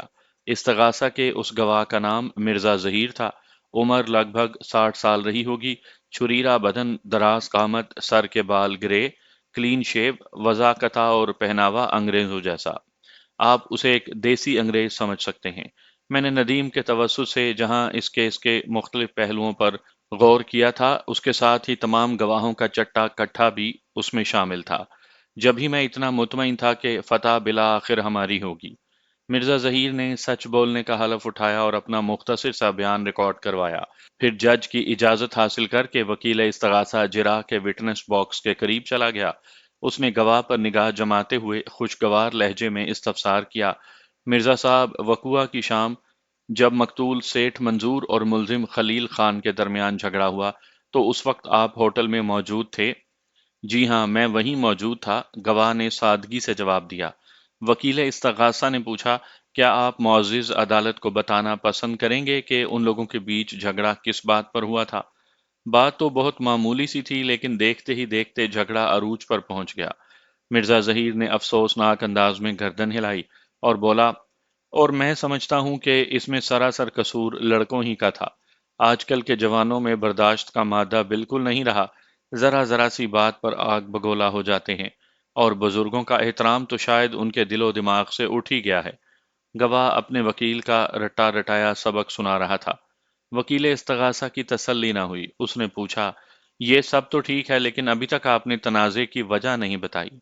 میں نے کہا نا، بہت معمولی سی بات تھی، وہ اس بات میں سر ہلاتے ہوئے بولا، ان لوگوں کے سالن میں ایک مکھی نکل آئی تھی، انہوں نے سالن کی پلیٹ دیکھتے ہی شور مچانا شروع کر دیا۔ सबसे पहले टेबल मैन ने मामले को संभालने की कोशिश की। जब ये सूरत-हाल उसके काबू में ना रही तो सेठ को मुदाखलत करना पड़ी। सेठ ने बैरे को हुक्म दिया कि वो उन लोगों को नया सालन ला दे, लेकिन वो कुछ सुनने को तैयार नहीं थे। यूं महसूस होता था कि वो लड़ाई झगड़े का इरादा करके घर से निकले हों। वो सेठ को और उसके होटल के खानों को मुसलसल लान तान कर रहे थे। जब ये सूरत-हाल बर्दाश्त से बाहर हो गई तो सेठ ने मजबूरन अपने मुलाजमीन की मदद से उन्हें होटल से बाहर निकाल दिया। बात मुकम्मल करने के बाद इस्तगासा का गवाह हाँफने लगा। यूं महसूस होता था जैसे वो मीलों दूर से अंधाधुंध दौड़ता हुआ आया हो। उसके खामोश होते ही वकील इस्तगासा ने बड़े शातिराना अंदाज में अगला सवाल दाग दिया, और सेठ मंजूर का इंतहाई मजबूरी में उठाया हुआ यह कदम नौजवान नस्ल के उन सपा सलारों को पसंद नहीं आया था। उन्हें अपनी बेइज्जती का बड़ा मलाल था, और वहां से रुखसत होने से पहले उन्होंने मकतूल सेठ मंजूर को खतरनाक धमकियां भी दी थीं। जी हाँ, ऐसा ही हुआ था, और ये काम सिर्फ उस नौजवान ने किया था। मिर्जा जहीर ने एक्यूज्ड बॉक्स में खड़े मुलजिम खलील खान की जानिब इशारा करते हुए कहा। दूसरा बेचारा तो खामोश खड़ा था, ज्यादा जलाल इसी को आ रहा था। उसने अपने जलाल का इजहार किन अल्फाज में किया था? वकील इस्तगासा ने तीखे लहजे में इस्तफसार किया। इसने बड़े वाज़ेह अल्फाज में सेठ मंजूर को धमकी दी थी। मिर्जा जहीर ने फूली हुई सांस के साथ बताया, तुम जो भी कर रहे हो अपने हक में बहुत बुरा कर रहे हो। तुम्हें नहीं मालूम कि मैं कितना खतरनाक आदमी हूँ। जल्द ही तुम्हें ऐसा मजा चखाऊंगा कि जिंदगी भर याद रखोगे। और उसी रात फायरिंग करके सेठ मंजूर को बड़ी बेदर्दी से कत्ल कर दिया गया। वकील इस्तगासा ने लास्ट लाइन स्टोरी के मानिंद अपनी जरा को मुकम्मल करते हुए कहा। जी हाँ। गवाह ने बड़ी फर्माबरदारी से इस बात में गर्दन हिला दी। मुझे और कुछ नहीं पूछना जनाब आला। वकील इस्तगासा ने फैसला कुन लहजे में कहा। अगरचा कत्ल होने वाले किसी शख्स को अपनी जिंदगी के आखिरी लम्हात में मिलने वाली इस नौयत की संगीन धमकी बड़ी अहमियत की हामिल होती है, लेकिन दूसरी जानिब काजी तमीजुद्दीन की गवाही की शक्ल में मुलजिम को एक बहुत बड़ी पनाह या ढाल हासिल थी। लिहाजा इस्तगासा मेरे मौक्किल का एक बाल भी बांका नहीं कर सकता था। अपनी बारी पर मैं विटनेस बॉक्स के करीब पहुंच गया। चंद लम्हा तक मैं कटहरे में खड़े इस्तगासा के गवाह मिस्टर मिर्जा जहीर को देखता रहा। फिर अपनी मालूमात की रोशनी में मैंने जिरा का आगाज किया। मिस्टर जहीर, आपको तो मकतूल के होटल से बड़ी मोहब्बत थी। दिन का बेशतर हिस्सा आप वहीं पर गुजारते थे। मकतूल ने आपको खास रियायत दे रखी थी, और कोई भी वेटर आपको टेबल पर से उठाने की कोशिश नहीं करता था, चाहे आप कुछ खा पी रहे हों या ऐसे ही ख्वामखा बैठे हों। और मैंने लम्हाती तवक्कुफ किया, फिर अपनी बात को आगे बढ़ाते हुए कहा, और आप जब ऐसे ही खामखा भी बैठते थे तो कुछ ना कुछ करते नजर आते थे। कभी अखबार पढ़ते हुए, कभी मौम्मे और पजल हल करते हुए, कभी प्राइज बॉन्ड्स के आंकड़े तरतीब करते हुए, और कभी चुपचाप खला में घूरते हुए। मैं गलत तो नहीं कह रहा? नहीं जनाब, उसने मेरी बात की तस्दीक करते हुए कहा। एक अरसे से मेरे मामूलात यही थे। मेरे दो ही ठिकाने थे, रात में घर और दिन में होटल। लेकिन मकतूल सेठ मंजूर की मौत के बाद से होटल बंद पड़ा है, और मैं खासा डिस्टर्ब हूँ। समझ में नहीं आ रहा। आपको ज्यादा परेशान होने की जरूरत नहीं मिस्टर जहीर, मैंने तसल्ली आमेज लहजे में कहा। इस केस का फैसला एक आध पेशी में हो जाएगा। उसके बाद मकतूल का बेटा मसरूर होटल को नए सिरे से शुरू करेगा। मसरूर साहब इस वक्त अदालत के कमरे में मौजूद हैं। मैं उनसे दरखास्त करता हूं कि जब वो अपने मरहूम वालिद के कारोबार को शुरू करें तो मिस्टर जहीर का खास तौर पर ख्याल रखें। ऐसे गाहक होटल के नसीब में नहीं होते। थैंक यू वकील साहब, मिर्जा जहीर ने तशक्कुर आमेज लहजे में कहा। मैंने जिरा को आगे बढ़ाते हुए कहा, मिस्टर जहीर, मेरी मालूमात के मुताबिक मुलजिम भी अक्सर व बेशतर मकतूल के होटल में खाने पीने के लिए बैठ जाता था, खसूसन जब उसका दोस्त नदीम आया हुआ होता तो वो दोनों घंटा दो घंटा होटल में गुजारते थे। आप चूंकि मज़कूरा होटल के मुस्तकिल ग्राहक हैं, लिहाजा मुलजिम को शक्ल सूरत से अच्छी तरह पहचानते होंगे। जी हाँ, उसने इस्बात में सर हिलाया। मैंने मुलजिम को मुतअद्दिद बार होटल में बैठकर खाते पीते देखा था। वकुआ की शाम को छोड़कर मैंने उसके चेहरे पर निगाह जमाते हुए पूछा, क्या कभी मुलजिम का मकतूल के साथ झगड़ा हुआ था? उसने नफी में गर्दन हिलाते हुए जवाब दिया, नहीं जनाब, मैंने ऐसा कोई वाकया कभी रूनुमा होते नहीं देखा। मुलजिम ने कभी होटल के अमले के साथ कोई बदतमीजी की हो? नहीं, बिल्कुल नहीं। वहां आने वाले किसी दूसरे गाहक के साथ कोई बद कलामी की हो? कतई नहीं। इसका मतलब ये हुआ कि मुल्जिम बुनियादी तौर पर तबन और फितरतन एक अमन पसंद, सुलाजू और खुश इखलाक इंसान है ना? हाँ हाँ, मैंने मिर्जा जहीर को ऐसे फ्रेम में फिट कर दिया था कि वो मेरी राय से इख्तलाफ कर ही नहीं सकता था। हैरत का इजहार करते हुए बोला, मेरी तो ये समझ में नहीं आ रहा था कि इस नौजवान को वकुआ की शाम आखिर हो क्या गया था। ये हकीकत बहुत जल्द आपकी समझ में आ जाएगी मिस्टर जहीर, मैंने एक एक लफ्ज पर जोर देते हुए कहा। कभी कभी किसी बेइतदाली पर जवान खून जोश मार ही जाता है। ये जवानी दीवानी होती है। आपकी जवानी में भी ऐसे ही जोशीले वाकयात हुए होंगे। आप बिल्कुल ठीक कह रहे हैं वकील साहब, वो जज्बात से बोझल आवाज में बोला। एक मर्तबा मैंने अपने पड़ोसी के माली को मार मार कर लहू लुहान कर दिया था। यूं महसूस होता था कि वो अपनी जवानी के दौर में पहुंच गया हो। उन दिनों अलमास से मेरा इश्क चल रहा था, जो हमारे पड़ोस में रहती थी, और वो कमबख्त माली अलमास के बाप को मेरे बारे में उल्टी सीधी पट्टियां पढ़ाता रहता था। मिस्टर जहीर, मैंने उसकी लव स्टोरी को ब्रेक लगाते हुए कहा, मुलजिम के साथ पेश आने वाला वाकया आपके माजी की याद से कतई मुख्तलिफ है। यहाँ ना तो कोई इश्किया मामला था और ना ही मेरे मौक्किल ने किसी को मार मार कर लहू लुहान किया था। बहरहाल आपने बड़े मोतबर अंदाज में इस अमर की तस्दीक कर दी है कि मुलजिम की मकतूल के साथ कोई देरीना चपकलिश या दुश्मनी नहीं थी, और वो एक बाइखलाक और शरीफुल नफ्स इंसान है, अमन पसंद और सुलाजू। आपके ताउन का बहुत बहुत शुक्रिया। फिर मैंने जज की सिमत देखते हुए कहा, मुझे और कुछ नहीं पूछना जनाब आला। जज ने निगाह उठाकर दीवार गिर क्लॉक की तरफ देखा। क्लॉक 10 का वक्त बता रहा था। जज ने मुझसे मुखातिब होते हुए पूछा, बेग साहब, आपका गवाह काजी तमीजुद्दीन तो 11 और 11:30 बजे के दरमियान आएगा। क्यों ना इस्तगासा के एक और गवाह को निमटा लिया जाए? बहुत मुनासिब है जनाब आला, मैंने फर्मा बरदारी से कहा। जज ने वकील इस्तगासा से पूछा, आप किसी और गवाह को पेश करने के लिए तैयार हैं? जनाब आला, आज इस्तगासा के 2 गवाह अदालत में हाजिर हुए थे। वकील इस्तगासा ने जवाब दिया। मिर्जा जहीर अपनी गवाही मुकम्मल करके अदालत के कमरे से बाहर जा चुके हैं। दूसरा गवाह मकतूल का बावर्ची इरशाद अली बाहर मौजूद है। मैंने बेसाख्ता कहा, इस्तगासा का सबसे अहम गवाह इरशाद अली, जिसकी आंखों के सामने उसके मालिक सेठ मंजूर को कत्ल किया गया। सबसे पहले तो उसी को पेश किया जाना चाहिए था।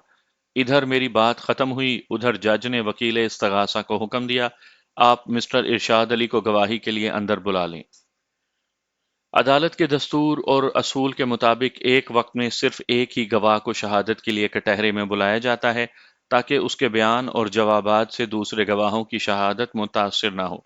बाकी जितने भी गवाह हाजिर हों, उन्हें अदालत के कमरे से बाहर दूसरी महफूज जगह पर बिठाया जाता है, और कार्रवाई अगर किसी आम से केस की हो तो मज़कूरा गवाहान अदालत के बरामदे में बिछी चौबी बेंचों पर भी विराजमान दिखाई देते हैं। इरशाद अली की उम्र 35 और 40 के दरमियान रही होगी। वो दरमियाने कद और दुबले पतले जिस्म का मालिक एक आम सी सूरत वाला शख्स था। चेहरा कदरे लंबूतरा और रंगत गंदुमी। उसने सच बोलने का हलफ उठाया, फिर अपना बयान रिकॉर्ड करवाया। ये बयान इससे पहले पुलिस को दिए गए बयान की फोटोकॉपी था। मुझे उसमें कोई भी नई बात महसूस नहीं हुई। बस जुमलों, अल्फाज और वाकयात की तरतीब के घुमाव फिराव के बाद यह बिल्कुल वैसा ही बयान था। वकील इस्तगासा जज की इजाज़त हासिल करके गवाह वाले कटहरे के पास पहुंचा। फिर मुख्तलिफ नौयत के सवालात के जरिए वो मुअज़्ज़िज़ अदालत के सामने ये साबित करने की कोशिश करता रहा कि सेठ मंजूर को मेरे मौक्किल के सिवा और किसी ने कत्ल नहीं किया। मैं वकील मुखालिफ के तरीक़ा वारदात को अच्छी तरह समझ रहा था, मगर मुझे इस सिलसिले में कोई परेशानी नहीं थी, क्योंकि मैंने अपना होमवर्क मुकम्मल किया हुआ था। वकील इस्तगासा का ज़्यादा जोर मुलजिम के कहे हुए अल्फाज की तरफ था, जिसमें मुलजिम ने मकतूल को ख़तरनाक नताइज की धमकी दी थी, वगैरह वगैरह। मैं सब्र सुकून के साथ वकील इस्तगासा की मेहनत का तमाशा देखता रहा। एक बात मैंने ख़ास तौर पर महसूस की कि वो बाज़ सवालात को खामखा दोहराकर वक्त बर्बाद कर रहा था।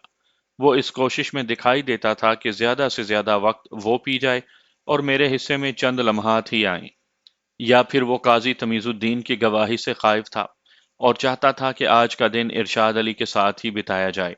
काजी साहब को बाद में देखा जाएगा। जाहिर है, जिस गवाह की शहादत चल रही थी, जब तक उस पर जिरा मुकम्मल ना हो जाती, दूसरे गवाह को पेश नहीं किया जा सकता था। مگر وکیل استغاثہ بیچارہ یہ نہیں جانتا تھا کہ میں اس کے گواہ کے ساتھ کون سا ہاتھ کرنے کا ارادہ کیے بیٹھا ہوں۔ میں دل ہی دل میں اس کی بے خبری پر مسکرا کر رہ گیا۔ خدا خدا کر کے اس نے 11 بجے گواہ کو فارغ کیا تو میں اپنا فرض نبھانے کے لیے وٹنس باکس کے قریب چلا گیا۔ میں نے براہ راست اس کی آنکھوں میں دیکھتے ہوئے سوال کیا، ارشاد علی، تمہیں مقتول سیٹھ کے ہوٹل پر کام کرتے ہوئے کتنا عرصہ ہوا تھا؟ ہوا تھا، میں اس لیے کہہ رہا ہوں کہ میرے اعداد و شمار کے مطابق آئندہ زندگی میں تمہیں کبھی وہاں کام کرنے کا موقع نہیں مل سکے گا، اور وہ بھی اس شرط پر کہ اگر زندگی سلامت رہی تو۔ میں نے معنی خیز انداز میں جملہ ادھورا چھوڑا تو وہ شکایتی نظروں سے مجھے دیکھتے ہوئے بولا، وکیل صاحب، آپ تو خواہ ڈرانے والی باتیں کر رہے ہیں۔ میں تو محض ڈرانے والی باتیں کر رہا ہوں، جبکہ تم ایسے کام کرتے ہوئے بھی نہیں ڈرتے۔ میں نے بدستور اس کی آنکھوں میں دیکھتے ہوئے کہا، میں بالکل سچ بتا رہا ہوں ارشاد، اگر کل کلاں سیٹھ منظور کے بیٹے نے اس ہوٹل لائن کو بزنس کو جاری بھی رکھا تو وہ تمہیں کسی بھی قیمت پر اپنے ہوٹل میں قدم نہیں رکھنے دے گا۔ بہرحال، میں نے لمحاتی توقف کیا، پھر ٹھہرے ہوئے لہجے میں پوچھا، تم مقتول کے پاس کب سے کام کر رہے تھے؟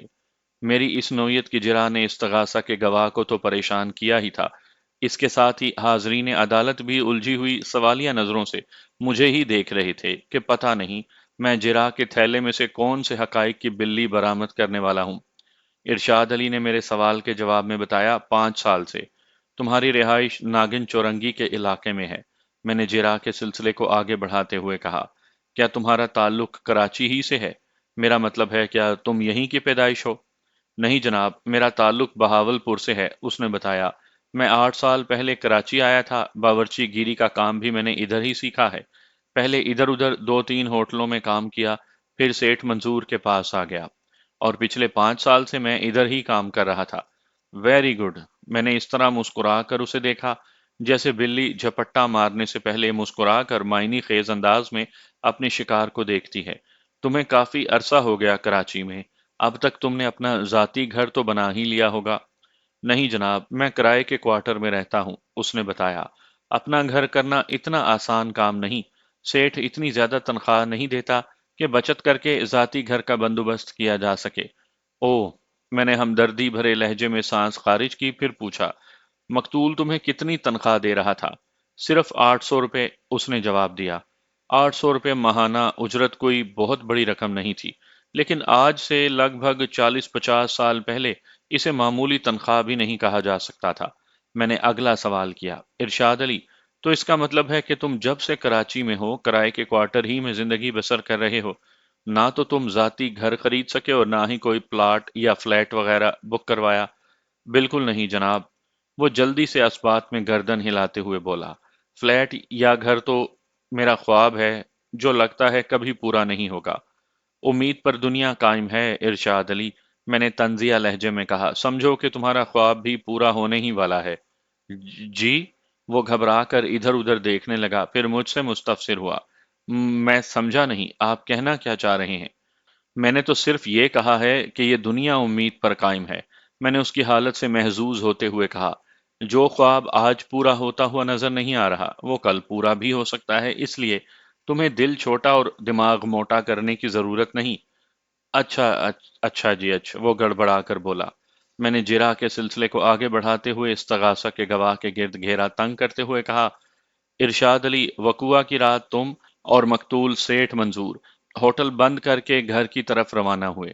سیٹھ تمہیں ناگن چورنگی پر ڈراپ کر کے معمول کے مطابق اپنے گھر کی جانب روانہ ہو جایا کرتا تھا، لیکن اس رات یہ معمول برقرار نہ رہ سکا، تمہارے سیٹھ کو بڑی بے دردی سے قتل کر دیا گیا اور تم ایک مشکل میں پھنس گئے۔ میں نے صحیح کہا نا؟ جی ہاں، بالکل ایسے ہی ہوا تھا، وہ دھیرے سے بولا۔ میں نے پوچھا، وقوعہ کے روز مقتول نے کس قسم کا لباس پہن رکھا تھا؟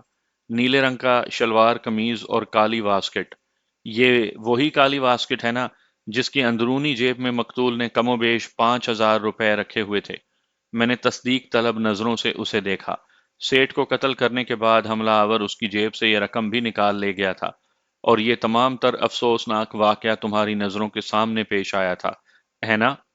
آپ نے بالکل ٹھیک کہا، وہ پروسوک انداز میں بولا۔ اور تم نے کیسا لباس پہنا ہوا تھا؟ کتھئی شلوار اور قمیض۔ ملزم کا لباس بھی تمہیں اچھی طرح یاد ہوگا۔ اس نے فوری طور پر کوئی جواب نہیں دیا۔ ان لمحات میں وہ مجھے خاصا متذبذب دکھائی دیا۔ میں نے ابرو چڑھاتے ہوئے کہا، یہ واردات تمہاری آنکھوں کے سامنے پیش آئی تھی، ٹھیک ہے۔ ملزم نے اپنے چہرے پر ڈھاٹا لگا رکھا تھا، لیکن اس کا یہ مطلب تو نہیں کہ اس نے اپنے پورے بدن کو ڈھاٹے میں چھپایا ہوا ہو۔ تمہیں ملزم کے لباس کے بارے میں بتانے کے لیے اتنی سوچ بچار کی تو ضرورت نہیں۔ جی، مجھے یاد آ گیا، وہ پرجوش لہجے میں بولا۔ ملزم اس وقت نیلی پتلون اور شرٹ پہنے ہوا تھا۔ پکا نا؟ میں نے اسے نائلون کی ڈوری سے باندھتے ہوئے پوچھا۔ یہ نہ ہو کہ تھوڑی دیر بعد تمہیں کچھ اور یاد آ جائے۔ نہیں جناب، مجھے اچھی طرح سے یاد ہے۔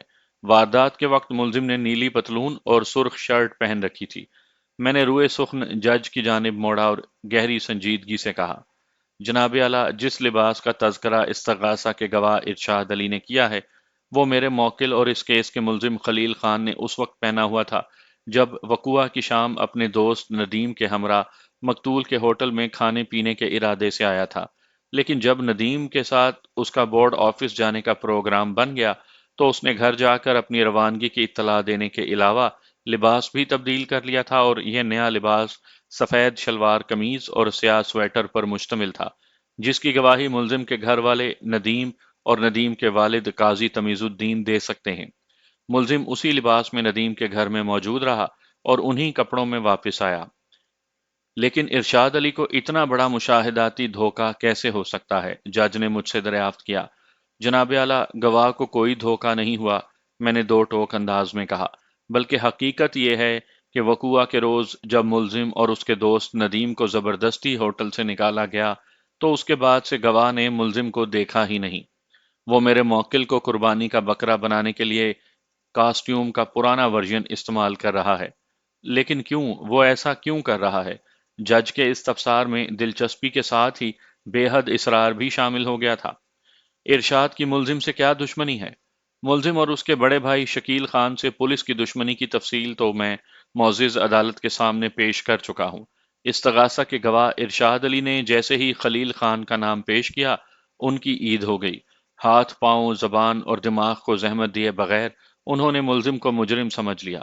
اب استغاثہ کے گواہ ارشاد علی سے بھی پوچھ لیتا ہوں کہ میرے موکل نے اس کے خاندان کے کتنے افراد کو ماضی میں قربانی کے بکرے بنایا تھا۔ میں ایک مرتبہ پھر گواہ کی جانب متوجہ ہوا اور اس کی آنکھوں میں دیکھتے ہوئے سوال کیا۔ ندیم کی فراہم کردہ معلومات کو استعمال کرنے کا اس سے زیادہ مناسب موقع اور کوئی ہو ہی نہیں سکتا۔ اس نوجوان نے حق دوستی بڑے شاندار طریقے سے ادا کیا تھا۔ ارشاد علی، تم گزشتہ 8 سال سے کراچی میں مقیم ہو۔ سہراب گوٹھ کا نام تو تم نے سن رکھا ہوگا۔ جی ہاں، میں وہاں ایک دو مرتبہ گیا بھی ہوں۔ سہراب گوٹھ میں مین روڈ پر مکہ بلڈرز ہے، میں نے سادہ سے لہجے میں کہا۔ کبھی وہاں جانے کا اتفاق ہوا ہے؟ جی نہیں، وہ بدکا، میں کسی مکہ بلڈر سے واقف نہیں ہوں۔ میں نے چوہے بلی کا کھیل جاری رکھتے ہوئے پوچھا۔ ارشاد علی، میں نے سنا ہے کہ پچھلے دنوں تمہارا کوئی پرائز بانڈ لگا تھا۔ جناب، میری ایسی قسمت کہاں، وہ مایوسی سے بولا۔ پھر کوئی پی سی یعنی کمیٹی نکلی ہوگی۔ میں نے کبھی کمیٹی ڈالی ہی نہیں تو نکلے گی کہاں سے؟ وہ یاسیت بھرے لہجے میں بولا۔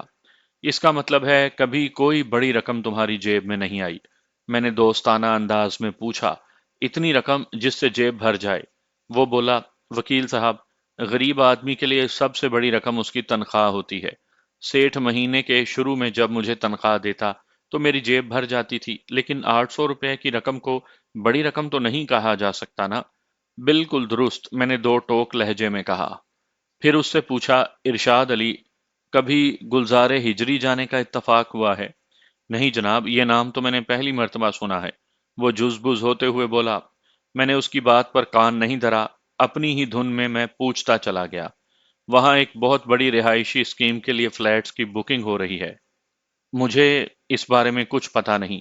وہ خاصا نروس ہو رہا تھا۔ اس پروجیکٹ کی بکنگ مکہ بلڈرز والے کر رہے ہیں۔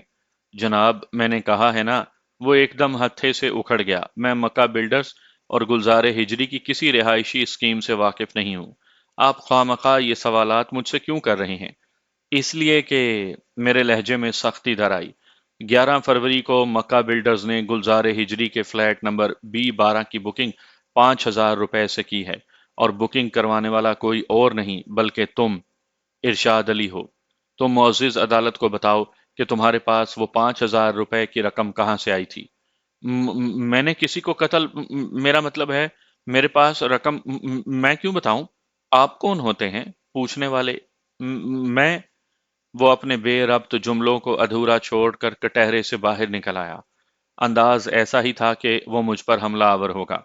वो बड़े जारहाना अंदाज में मेरी तरफ बढ़ा भी। मैं एकदम मोहतात और डिफेंसिव हो गया, लेकिन उसने मुझ पर अटैक नहीं किया बल्कि मेरे करीब से गुजरते हुए तेजी से अदालत के दरवाजे की जाने बढ़ा। मैंने इंक्वायरी ऑफिसर की जानिब हाथ उठाकर बाआवाज़े बुलंद ये नारा लगाया, पकड़ो जाने ना पाए, इसी ने अपने सेठ मंजूर की जान ली है। इंक्वायरी ऑफिसर और मखसूस अदालती अमला बड़ी सुरत से हरकत में आया। अदालत के कमरे में से किसी शख्स का यूं दुम दबाकर भाग निकलना आसान नहीं होता। पलक झपकते में इरशाद अली को गिरफ्तार कर लिया गया। आइंदा पेशी पर मेरे मौक्किल को बाइज्जत बरी कर दिया गया। पिछली पेशी के इख्तितामी लम्हात बड़े सनसनीखेज, इंकशाफ अंगेज और हैरत अमेज रहे थे। मेरी कड़ी जिरा के जवाब में इस्तगासा के गवाह मिस्टर इरशाद अली के जुर्म का गुब्बारा एकदम से फट गया था। इधर उसकी गिरफ्तारी अमल में आई, उधर पटेदार ने कमरे में आकर बताया कि काजी तमीजुद्दीन साहब बाहर मौजूद हैं। काजी साहब को फौरन गवाही के लिए अंदर बुला लिया गया। चंद लम्हात कबल अदालत के कमरे में जो कुछ पेश आ चुका था, उसके बाद काजी तमीजुद्दीन की गवाही महज खानापुरी की हैसियत की हामिल साबित हुई। बहरहाल जज ने अदालती कार्रवाई मुकम्मल करने के बाद फैसले के लिए 3 रोज बाद की तारीख दे दी थी। फिर आज मेरे मौक्किल के हक में फैसला सुना दिया गया। खलील खान की बाइज्जत बरियत की सबसे ज्यादा खुशी उसके बड़े भाई शकील खान को हुई थी। उसने फैसले के रोज मुझसे कहा, बेग साहब आपने तो कमाल कर दिया। मैंने जो भी किया है उसे नदीम की भागदौड़ और कोशिश से कमाल हासिल हुआ है। मैंने गहरी संजीदगी से कहा, मैं अपनी तगोदो से अपने मौक्किल को बआसानी बेगुनाह साबित कर सकता था, लेकिन नदीम की फराहम करदा मालूमात ने तो असल मुजरिम को भी बेनकाब कर दिया। नदीम और उसके वालिद तमीजुद्दीन का तो मैं जितना भी शुक्रिया अदा करूं कम है। वो ममनूनियत भरे लहजे में बोला, मगर आपने खलील को बेगुनाह साबित करने के लिए जो कुछ किया वो काबिल तहसीन और नाकाबिल फरामोश है। अगर आप जैसे दर्जन 2 दर्जन अफराद इस मुल्क में और नुमाया हो जाएं, तो मुझे उम्मीद है कि ये मुल्क इंसानों के रहने के लिए एक मिसाली धरती साबित होगा। वो खासा जज्बाती हो रहा था। मैंने ठहरे हुए लहजे में कहा, शकील साहब, बात दर्जन 2 दर्जन या हजार की नहीं बल्कि फर्ज शनासी और एहसास जिम्मेदारी की है। अगर हमारे मुल्क के अवाम इन नुकात को समझ लें तो किसी को कुछ करने की जरूरत ही ना रहे। यह मुल्क खुद ब खुद यूटोपिया बन जाएगा। आप ठीक कहते हैं, वो ख्यालों में खो गया। मुझे सबसे ज्यादा खुशी इस बात की है कि आपने पुलिस वालों के दांत खट्टे कर दिए। इसमें ज्यादा खुश होने की जरूरत नहीं शकील साहब। जी क्या मतलब। वो उलझन जदा अंदाज में मुझे देखने लगा। मैंने कहा, अगर आप ये समझते हैं कि ये लोग दांतों से खाते हैं और दांत खट्टे हो जाने के बाद खाना छोड़ देंगे, तो आपका ख्याल गलत है शकील साहब। फिर उसकी हैरत दो चंद हो गई। मैं इस शहर के 2 ऐसे पुलिस ऑफिसर्स को जाती तौर पर जानता हूं कि जिनके मुंह में एक भी दांत नहीं। मैंने गंभीर अंदाज में कहा, लेकिन वो खाने के मामले में पूरे डिपार्टमेंट में मशहूर हैं और खा खा कर सरकारी सांड बने हुए हैं। वो बेसाख्ता मुस्कुराने लगा। मैंने कंधे उचका दिए।